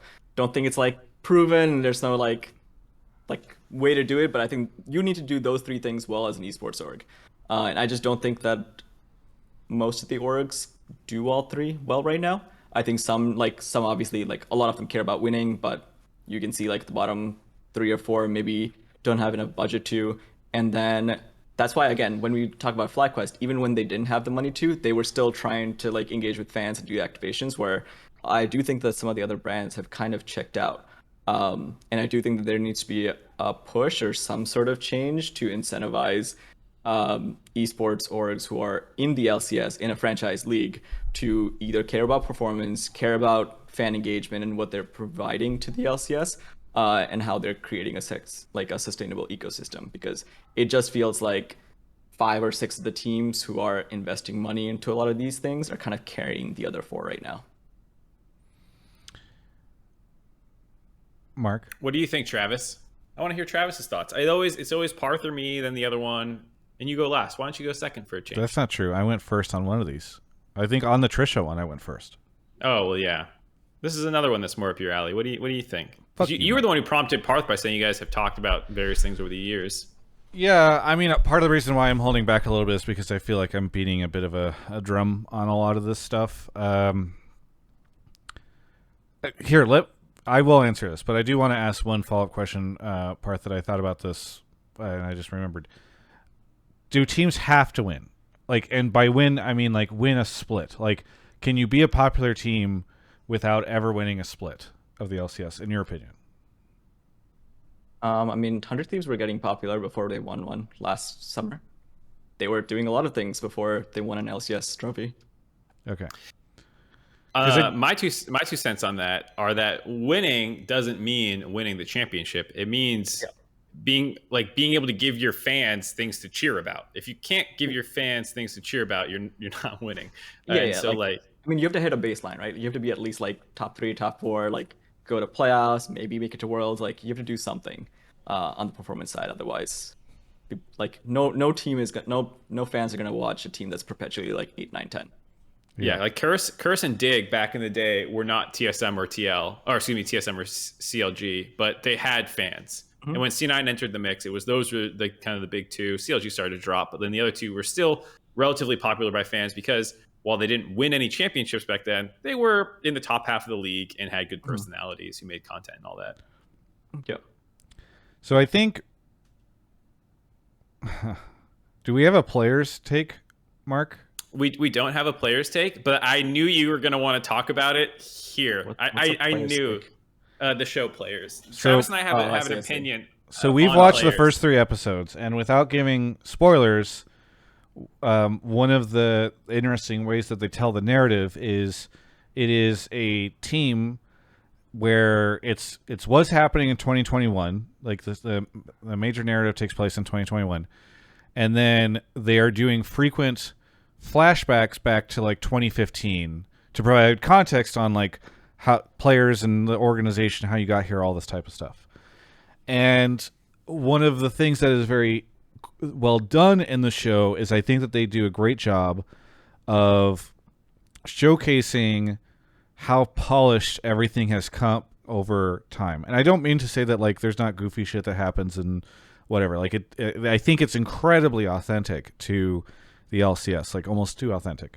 But in watching that show and watching the stuff, like the footage and content from 2015 that happens in the show, Mark and I were sitting next to each other during the premiere, and both of us got incredibly nostalgic for the time where you had these personalities that were on a team for much longer periods of time, where there was a lot more content coming out, where the players themselves were oftentimes the ones that were producing that content, and where things were a little less like Sports Center or just like polished documented stuff. Even like YouTuber, like today we're gonna unbox this. Whoa, you know, like that's what a lot. And of I'm not content saying is that I now. want OneUp and Team Liquid to start producing all their stuff out of like a garage, but I do think there are some like I don't think it's as bad as Peter was making it, but like the Core JJ tactical like what was the fucking video that they did? The Sheesh. Yes, Oh, the God. sheesh thing. Yes. Like that is a great example, I think, of and no offense to anybody who worked on it, I apologize for saying this, but that's like a great example of nowadays things feel very contrived in a lot of content. And I think that has had a detrimental impact on, like, there's a ton of different factors here, but I think it's had a detrimental impact on fandom within the league for these players. I was playing TFT today with some folks that used to be really big Double If fans, and they were talking about how they just don't watch anymore, and they stopped when Double If retired, and then they would still watch his co-streams, and then they don't watch anymore because he's no longer co-streaming, as opposed to what Mark said it was his theory about co-streaming 6 months ago. And I think it's partially because there's nobody, like, I was like, oh, you know, you guys are Canadian, like, you know, Jojo Pyun's Canadian, and they're like, who's Jojo Pyun? And I think it's sad because when these players retired, when Double Lift retired, when Bjergsen, whatever, he didn't want to call it retiring, whenever he stepped away from competing professionally as a player, there was not players that had been built up over the past 2 to 3 years to replace them. And I do think part of that is on the broadcast, because I do think in the past the broadcast did do really great narrative storytelling pieces that they kind of stopped doing. But I also do think some of it is like the content that's out there about a lot of these folks is it's like Team Liquid made their docuseries, TSM made their docuseries, and then everybody else decided that like the only thing they could make are docuseries or kind of like not, or these other contrived videos. And so I'm not saying that this is universally the truth. I know whenever I say this shit, like somebody in the comments always pops up and goes, yeah, but this one video from this one team within this one situation was great. Sure, but it's a very different situation than it was in 2015. And I worry that one of the takeaways from players, which again is a great show, people should watch it. I worry that some people are going to watch it and be like, fuck, like I miss the old days of League, because I think Mark and I kind of both felt that way watching the show. Yeah, I mean, sorry, go ahead. No, go. I would completely agree that like it's a 3-pronged attack, I would say, that has like led to a general loss of that feeling. One is like the lack of player driven content and stories, and like some of them still stream. I don't want to make it sound like none do, but I think the desire to stream has diminished as, to Parth's point, performance has taken the ultimate priority, and most of these contracts are bigger than any of these people are going to get starting to stream. Maybe by the end you can contest, but if you don't start, you never get to that point. So you just play the game. And I think there's a lot of people who don't try to be engaging when they do stream. It's about performance and streaming something I'll do on the side. And so like the player-driven content has gotten worse over time. Like there's just fewer people who really want to put on a good product. Like unlike Cutie Pie and Skara and Voy and like so many people who weren't even the TSM or C9 or early CLG people, just because like it was an important secondary income. It was not a negligible secondary income. I think that's a huge part of it. I think orgs have really clammed up on what they're willing to show, intentionally or otherwise. One of the things that struck me most about that players show was watching that. I was like, I care more about these non-existent fictional people and their human like narrative, their human interest story, than anything that I'm getting right now, because we just don't have human interest stories coming out from players. Or like if the Riot does it, it is this kind of over polished, which is the third problem I have, which is everything is just so over polished, and there's like just a lack of authenticity. Like if the players are going to do it, the other two branches kind of fail at doing it well. And like, I just feel like orgs are so scared. People are so scared to come off looking bad that you don't show a very important part of human life, which is like, not everything's all fucking roses. You know, like we connect with people often at low points or like seeing them come up from the bottom. And if you just like don't show two people clashing, you know, like I don't know who to be a fan of. I just see this like blank face team where I don't know who's arguing with who's getting along with who, what's a real friendship look like. Like, I think that's something that when you had all these streams going on, in the background, you would hear things, or like you would hear arguments and like, oh shit, Saiyan elements are going to fucking kill each other. Like, you know, like I'm not saying it needs to go to that degree, but like what the players showed was like organism and this guy were like there's two people, they're clashing, whatever. But like you don't see a clash ever between anybody anymore. Like what are the actual rivalries between players? No, I thought about that, Mark. When was the last time we saw any footage that showed conflict between players? I don't know. When's the last time someone actually didn't like someone? But I guarantee you, if I fucking talk to them off camera, they have people they don't like in the scene. They will badmouth the hell out of them if I go to a party with them. Like, you know, like, but you just never see that anymore. And I think that is a real authentic thing that does drive people. Like, oh, these guys got bad blood. Like, oh shit, you know, like it's definitely lacking. Luger and Spica was a good one.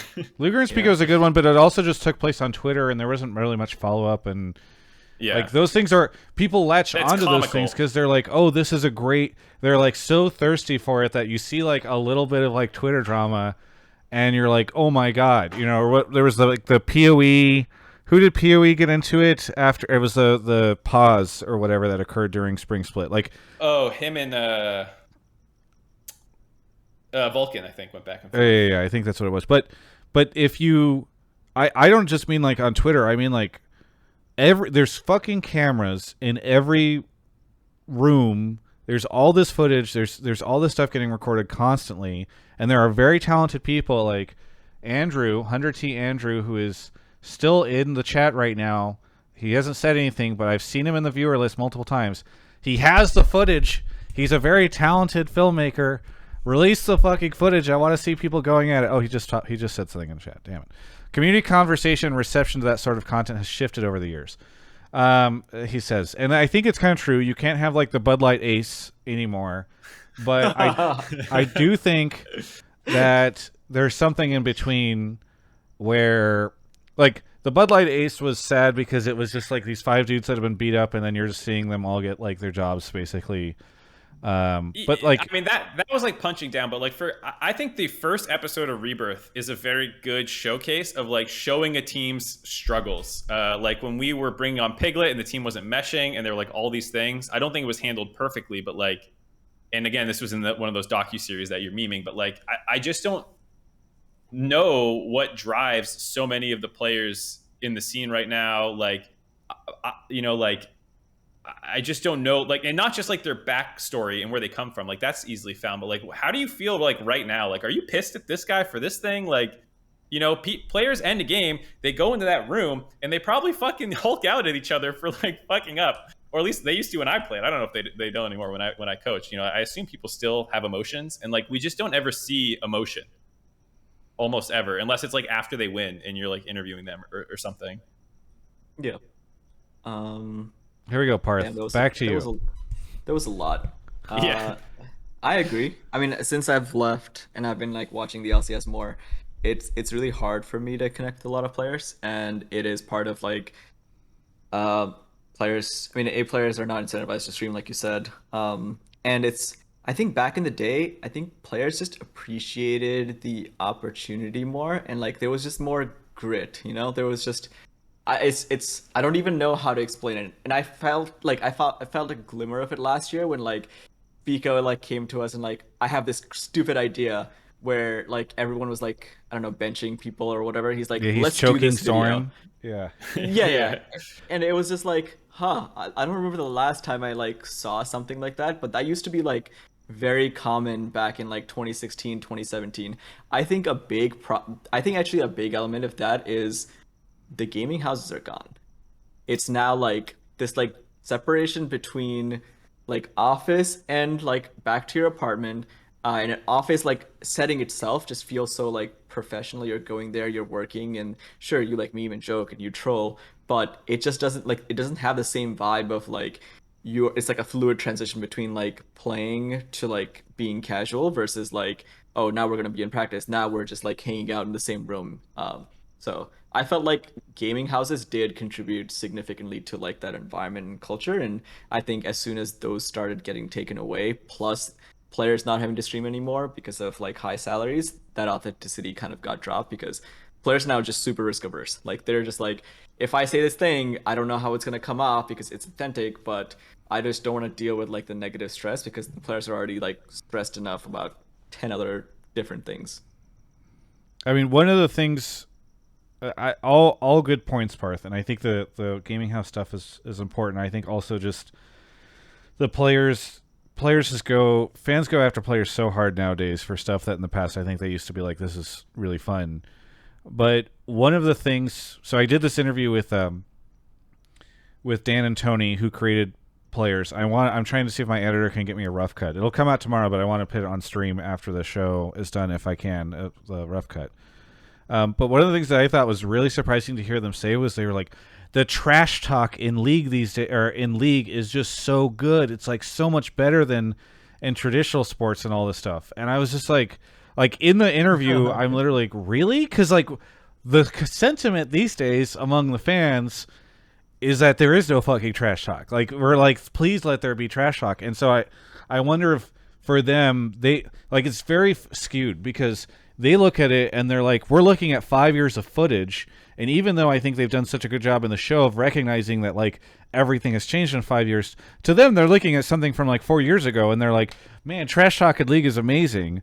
Whereas for all of us, we're like, we don't get this anymore. You know, it dried up in like around 2016 or whatever. Peter retiring was one of the few. I know JoJo still does, et cetera, et cetera. But like, it's just fascinating to see. It was a really interesting moment, I guess, in the conversation I had with him. I just don't know how to convince players that they don't have to be perfect human beings to like present themselves. I guess it's like you can be like raw and you can be stupid and you can make mistakes, and I feel like maybe back in the day was more forgiven, where now it's like if you lost a game and you do content with you going out for ice cream on a Sunday and having an argument, people are going to be like, why are you having ice cream? Why are you not practicing? You already saw a lot of that with like Challengers Queue. Like, why are these guys not playing Challengers Queue when they're like, I should just whatever. Okay. I do think that the community reaction, like Andrew said, has changed on a lot of these things, and I don't think that the players should be held responsible for wanting to do things one or another. It is not on the players. Yeah, I think the change that the players have gone through is a symptom of the broader environment. I don't think players came in, they're like, yeah, fuck the community and interacting with them. I think the community changes, the orgs have changed, they want different things out of them. I think all that's true, and I think it's not just the player drama, and I say drama not like TMZ drama, though that often is one of the easiest ways to get it, but like, again, human interest drama. Like, just being able to you can get in front of a camera and tell me, I want to beat this guy because he beat me last time and I don't like him. But like, if I don't see the actual emotion there, often in real time at some other point, to then feed into that moment, I just don't buy it. And I think that's where a lot of like the situation is now, is like, why you care about this situation versus that situation. It doesn't feel like there's any difference if TSM plays TL today or 100 Thieves today. You know, like I don't even think it's like, it doesn't even have to be drama. It can be troll stuff. I remember like in 2016, Double would just like troll Biofrost and like post about it. Like you don't even see that kind of stuff anymore.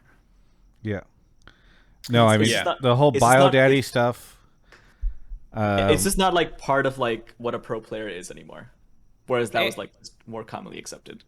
And to like, not on the pro player side, like two of the biggest drama, TMZ drama to speak this time, things that happened was the LS situation and whatever the fuck happened at TSM, which, as you said, breaking point-esque, or I think one of your tweets said that like some of the stuff something that would make Echo Fox look professional. That's what it was.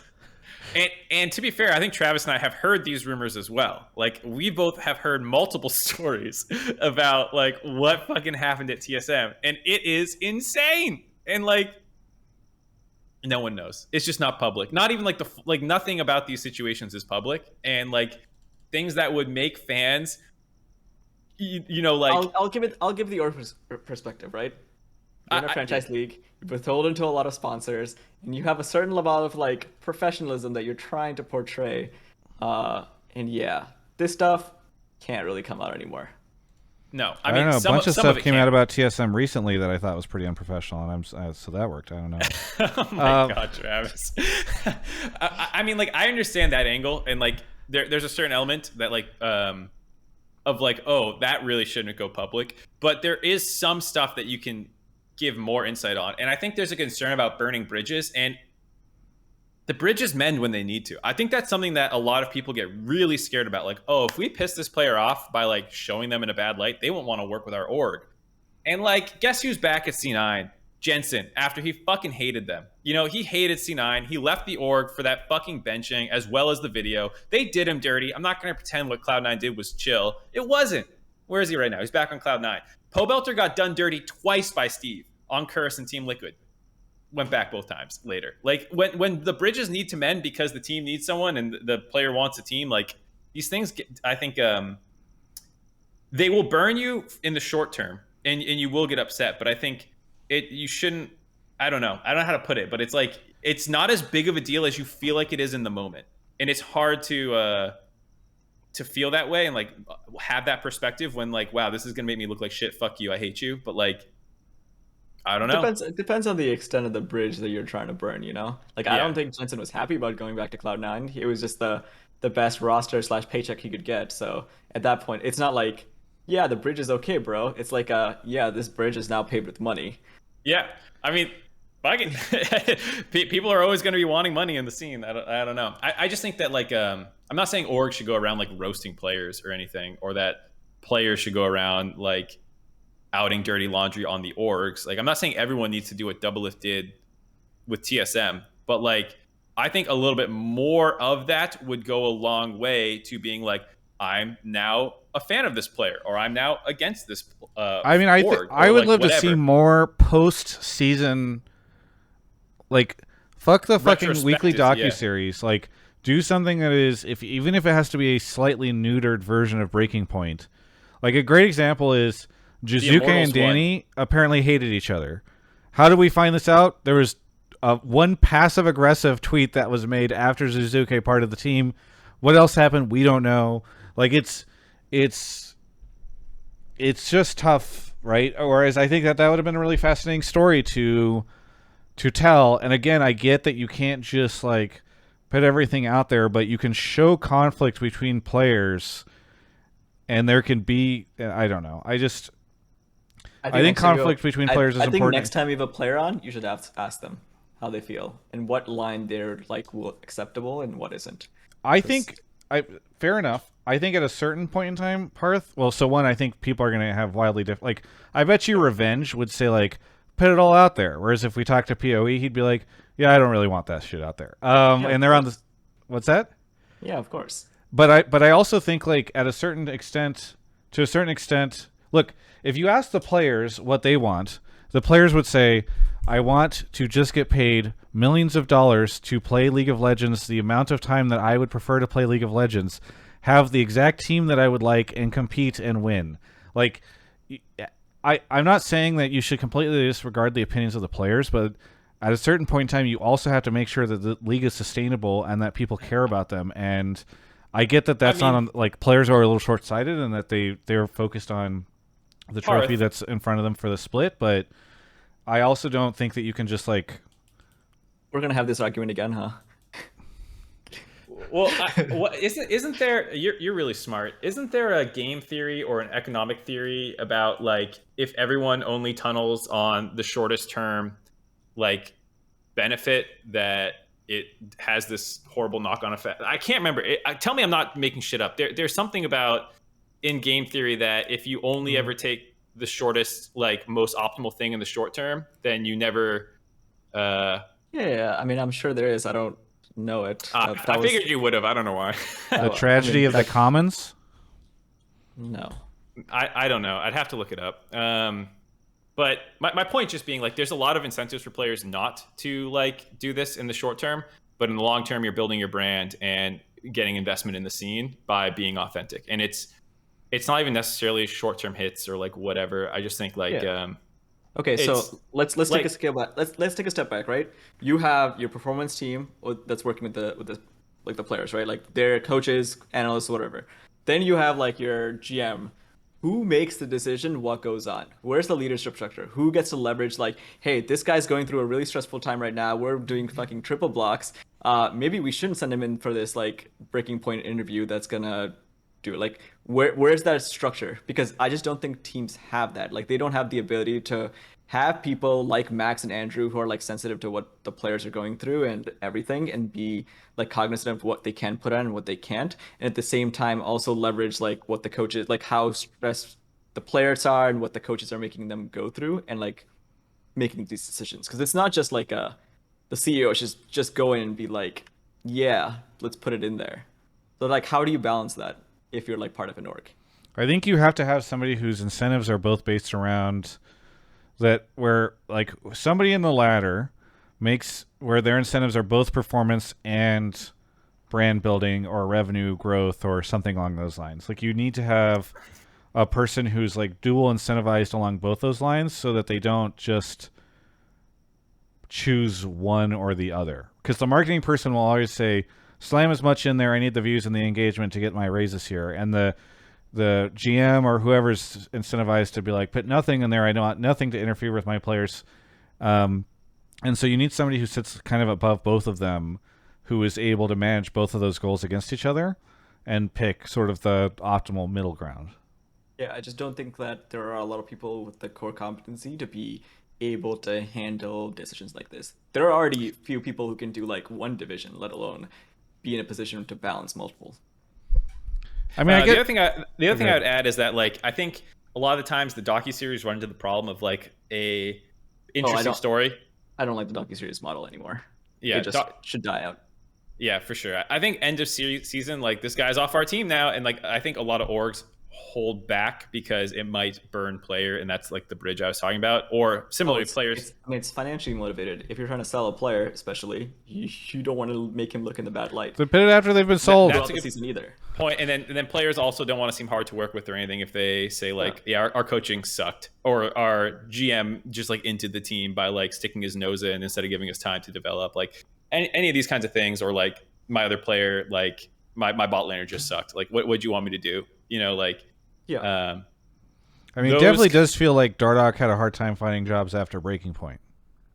Yeah, I mean that's another point that I always like point out. That, like, yes. Yeah, no, I'm agreeing that like people who have had like bad PR still are often in the scene for long periods of time. I mean, it's the thing that I've said in the past, where every team thinks they can fix them. You know, it's like the romantic partner who sees the person who's like not great is like, I can fix them. I think Dardoch is like that's like an exception. I think there's a lot of people who just like whose reputations have been ruined by random rumors, let alone things. Solo, like there's so many players who have had Solo. Humanoid didn't come to NA this year because there was a rumor floating around that he's just gonna go around and chill. And he got like the teams that were interested in him, and I knew there were like at least one. Just like heard that rumor, I bet they didn't even verify it and dropped it. And someone random could have just come up with this rumor. I know Biofrost at the end of 2020 for some reason didn't get picked up for 2021 because he didn't perform at Worlds despite still having like a pretty good season overall. And there's no way he shouldn't be in like even like a bottom team. So like, well, what if you guys had released a docuseries that showed that he had been a great member of the team? It goes both ways, right? Like these things can also reveal. It can like get rid of some of the rumors or some of the. But I'm just giving you an example of why like the whole drama side isn't. No, and to be fair, I mean we're focusing on the TMZ angle like within their own team, but I think I think orgs should have and show more authentic moments with players. Yeah, sure. I think that's the bigger thing. Like after a loss, I think it's like there was a time after a loss where like Special spiked his water bottle on Curse because he was just fucking pissed that we lost or Team Liquid or whatever. And like, does it make him look good? probably not, but like, who can't relate to that moment where you're just like, you just fucking want to punch a wall because you're mad that you probably threw the game, you know? Like, I just feel like when's the last time I've seen someone like that? I don't know. And I think like that's not even him being mad at a teammate or whatever. Like, those are just, I think, moments that can endear you to someone, or like, you know, I just don't think you often see real moments. Unless I like, the only time I see real moments is like post-game interviews, which I know we often meme on for sucking, but like, you might catch a player heated or like on stage, like welling up with like tears or whatever. Like, that's the closest you get. Like, Santorin had a great interview. I think it was like a year ago, after he won, and was just like emotional about like the long journey back, you know, like those kinds of things are just, it's just hard to capture real emotion in the scene, positive or negative. And I know we've been talking a lot about the drama angle, but I don't think it has to be that. Yeah, I agree. I think if you take the drama element out, I think a lot of teams should be doing a lot more to show more authentic moments from their players. And it can be as simple as like embedding a content creator who just becomes part of like your crew and squad. Because it was that simple back in like 2016 or 2017. Just to wind this down, I will say, Parth, you and I have talked about this stuff a lot in the past, but one of the things I really appreciate that you brought up here was sort of like the organizational incentives of the different individuals within these esports organizations. They're not a monolith. Yeah, well, they're not a monolith, but I think one takeaway for me is like, as performance has become such a huge metric for success, as obviously should be, but as you've hired all these GMs, as you've hired all these coaches, as you've invested in chief gaming officers and all this stuff and all these different LCS organizations, I do wonder if we've gotten to a point where like there's so much institutional bureaucracy that's blocking a lot of content opportunities, a lot of moments of showing something authentic, of taking a risk. God forbid we take a risk. Putting something out there. I don't even think it's like a risk. I think they're just operationally hard to run. I'm going to use an example of a team, right? And this is not to like brag on them. This is just, maybe they're just messed up or something, but it kind of shows you like what the priorities are and what like the thought process can and can't be. EG, either this year or late last year, had Bruno Mars at like their party at some point. At some point during this party, he was wearing an EG hat, and he performed for like a bunch of EG staff. I found out about it because someone from like EG staff was posting it on their personal Twitter, and I'm just like, if I have Bruno Mars at an EG affiliated party, I have that everywhere, all over my socials. Like, I'm creating content, I'm doing something, but I don't think I saw a single post about it on like the EG main Twitter. That kind of shows you the disconnect between like the people who are working on like the brand/media side and what like their priorities are and what they're thinking of when they're doing things. And sometimes there is just a big disconnect between like what you want to do as part of the creative team and where your direction is and what you think of and what you don't. And I think a lot of teams are just plagued by this. TwistedHitz, I know you've been here this entire time just listening in on our conversation. I apologize that we got lost in the weeds a little bit. Is there anything really quickly that we've said that you just want to reflect on? Nothing directly. I didn't really have any other questions aside from saying that the LoL Esports website is kind of useless for like any purposes. It doesn't really do much. I mean, yeah, we did talk about that, I think, a little bit last week or the week before, so it's a fair point to bring it back up again. Yeah, I was trying to look at rosters, the summer rosters will be, and I realized that half of these are like not telling which ones are the LCS roster and which one's the like academy roster. Yeah, yeah. We're unfortunately over time, so we gotta get on to our last caller quickly. Yeah, but thanks. I've been a long-time viewer since like 2016, so I really appreciate the content. Sweet. Thank you so much. Glad we were able to get you on. Mark just noticed the time when he looked at the clock. Oh, I've been watching it the whole time. We gotta hurry up. Mark keeps me on a tight schedule. He knows how much I pay him, and he doesn't want to work any more than what I pay him. Thank you so much to TwistedHitz for coming on. Mark's grabbing the last caller right now. Thank you to Kylo Zen for the Prime. We should have our last caller here in just a second. Did you hit up any good food spots, Parth, while you were in town? Not really. Well, I'm sorry to hear that. You don't very much, yeah. Absolutely love stickers. Welcome to the show. Where are you calling from? I'm calling from Beaverton, Oregon. Beaverton, Oregon. What do you want to talk about on the show? My take's kind of two parts. First part is I think TL is going to basically just crush the summer split and look really good, look like a clear favorite going into the summer championships. And then on the flip side, I think 100T is going to fall out of the top 5.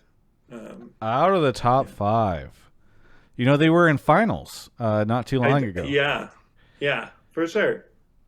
Sorry, do you have TL winning summer finals as well? You said they're going to do really well and go into playoffs really strong, but do you have them winning? No, I feel like other teams ramp up more strongly going into the playoffs. Who wins? Who wins? I feel who like, wins finals? I mean, it's hard to not say EG again to me, but yeah. Okay, why do you think 100T is going to fall out? I think TSM is going to look a lot better. I also think that 100T just kind of has a bad trajectory. Like, they picked it up for a few series at the end, but pretty much for the whole season, just basically relied on Closer being the best jungler in the LCS. And I feel like FBI and Hui haven't really showed anything impressive for a while, and Someday hasn't really either. And so unless they do a few things to turn around those lanes, I just don't think that they'll be able to like keep up with other teams that seem to be on an upward trajectory. All right. This is the Parth said TSM was probably going to break in the top 5. I want to know what his actual top 3 are for this split. Because I don't think you posted that anywhere. The actual top 3, like who goes to Worlds? Top 3 for, I don't know, let's just say regular season. Like who do you think is actually going to get 1, 2, 3 in order? I don't know. It's kind of a flip. You're the worst content creator ever, Parth. What are you doing? All right, I'll say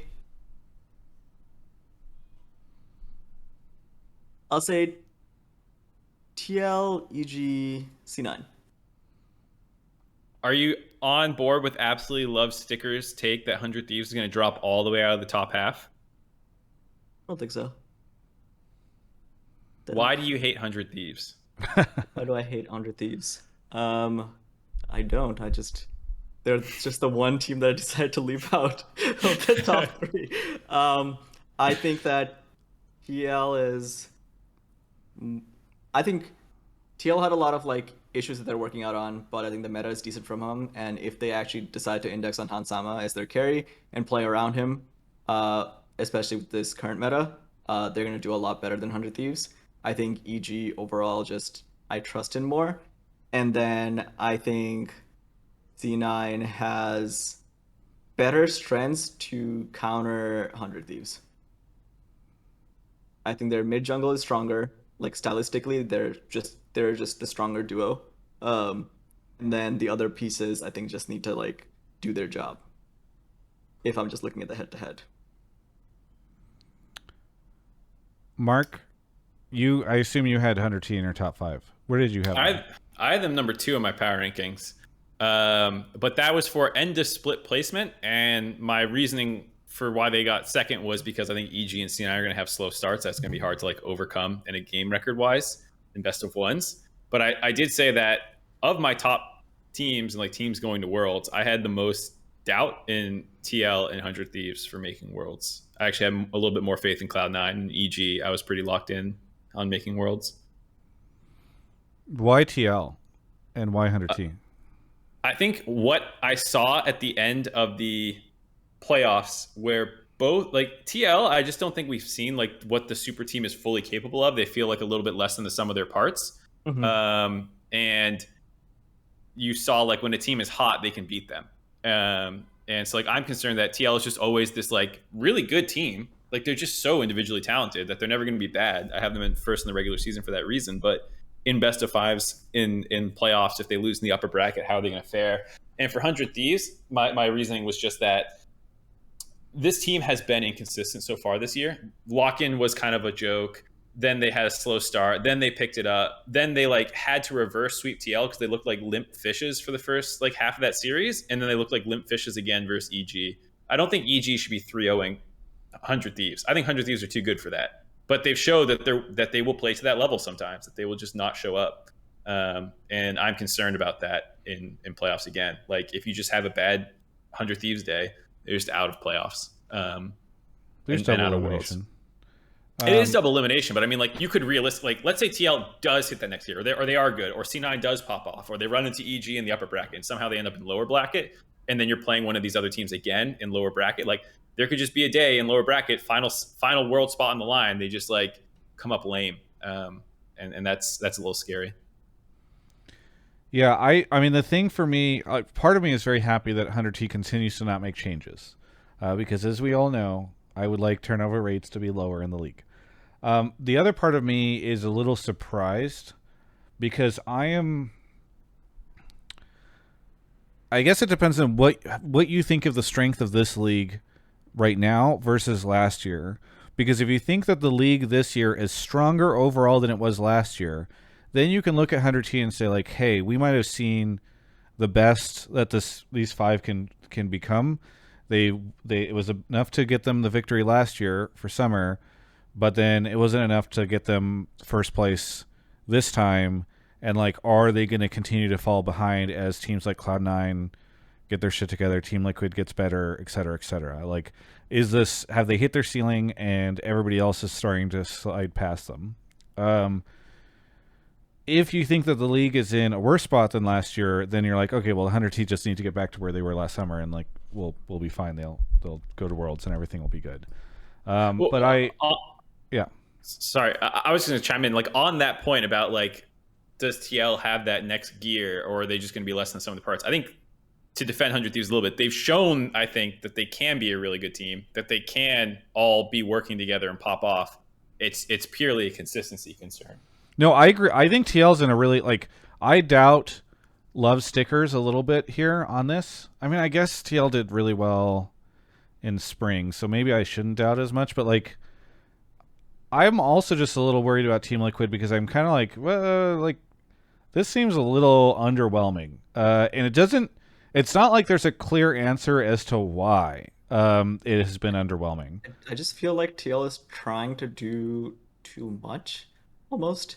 Because like Centauran has like his playstyle that he had on FlyQuest, and he can like pretty successfully do if you want. If TL just commit to like, I'm jungling talk to bot, playing front to back every game, they can do it. But like there's like the Rengar top coming out and all this like random shit that kind of keeps happening, and I feel like it just confuses the team. Don't you need like to be versatile to do well internationally? Yeah, we're talking about NA. I know. I just at a certain point in time, I feel like you do have to be like, we're going to play multiple styles and not get stuck on one, right? And that's why I actually think that TL will improve the split versus like if they want to win, they can. I mean, there's sometimes a problem that happens in super teams in basketball. Not like super teams, but like everyone's too willing to pass the ball. It's like, I have such great teammates around me. Sure, Whippo, play your Rengar top. And like, yes, of course, you're so good. Do this. And like, you don't actually have the selfish player who's like, just shut the fuck up and like do what I want, you know? It's not even like willing to pass the ball. It's like this trying to prove that you're a versatile team, you know? You're like, yeah, we can play the top. We are like, we have multiple strengths. It's like, I guess. Yeah. So. Yeah. All right, Love Stickers, thank you so much for the call. I'd love to toss it back to you, but we are kind of over time. Is there anything that you want to shout out before we say goodbye? Yeah, I'll just shout out my girlfriend and my cat. And I appreciate all the content you guys make. Have a good night. Have a good night. That is the most Mark Zimmerman response I was about ever. to say, Absolutely Love Stickers is my alt account. Yeah. I was going to say, that is, if Mark could only shout out two things, it would be his girlfriend and his cats. Shout out Natsume, who always keeps me company when he's like, Dad, when's dinner? And then shout out Ashley. She's the best. And not Nyanko, because he's become a monster. I used to think Nyanko was the better cat, and now I've learned that cat is a monster. Anyway, he's great. You just suck. I mean, you didn't shout him out just now. Cat is so chill. He just sits there. that cat is not chill. Normally, when we went over for the board chill. games, that cat was hiding as far away as possible. He's just a little scaredy cat, aren't you? You're just a little Right. scaredy cat. Mark, what do you want to shout out? What do you want to plug besides Ashley and? No, I think that's about it. Shout out to the Watch My Power Rankings if you haven't, but they're on this channel if you're not watching it live. I mean, there's a ton of stuff you should be promoting. We did a waifu tier list for Genshin Impact. Travis and I really scraping the bottom of the barrel in content creation. Check that out. It's actually pretty good. You get a It was decent look actually into we Mark made and some my good psyches. jokes. Yeah. Yeah. All right, and then Parth, what do you want to shout out? Shout out to the LCS coming back. Then it's like year 10, right? That's like the theme. Yeah, League 10. Yeah, League 10. It'll be League cool to 10, see all even the- though LCS 10? it doesn't really make sense because the league was founded in 2013, and We don't know how anniversaries work, It's, all right? it's the 10th year of LCS. yeah, Just give it to the LCS. I'm actually excited for Worlds to be here, so I can go here to all the event venues, yeah. especially it's gonna after be good. COVID. Are you gonna go to So, Mexico that's City? it. Maybe we'll see how it feels after Chicago. Yeah, I'm trying to figure it out. Any content coming down the pipeline for you, Parth? I know you're always working on stuff. Content, no. I need to follow up with you because I know we talked about doing stuff and then I got distracted, so maybe we'll figure Oh something yeah. For me, I want to give a couple shout outs. One, to the interview that I did with Dan and Tony. I feel like even if you don't watch players, I feel like the interview is fun because it is these two dudes that have like outside perspectives on League Esports, came in and had to learn all about it. It's like very fun. But also I want to give a shout out to players. I'm not sponsored, although I guess I have to disclose that I'm in it. And receive payment for my very brief appearance. But go watch it. The first 2 episodes are free in front of the Paramount Plus paywall. It comes out on Thursday. It is, I think, really good. Mark and I will be doing content around it because we want to discuss the episodes as they hit. But the first 2 episodes, I think, are in front of the paywall. The second 2 are available also on that day, so you can watch all 4 if you have a subscription, and you can. There's a ton of 1 month free codes around, so just go find one. Don't pirate it.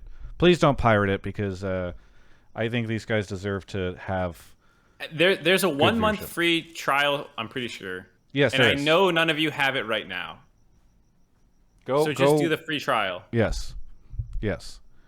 Emily Rand in the chat. Shout out. Thanks everyone for watching. This has been Hotline League. LCS comes back this weekend. Let's get excited about it. I'm pumped. I'm gonna have interviews. I'm gonna be there. It's gonna be great. Catch you all next time.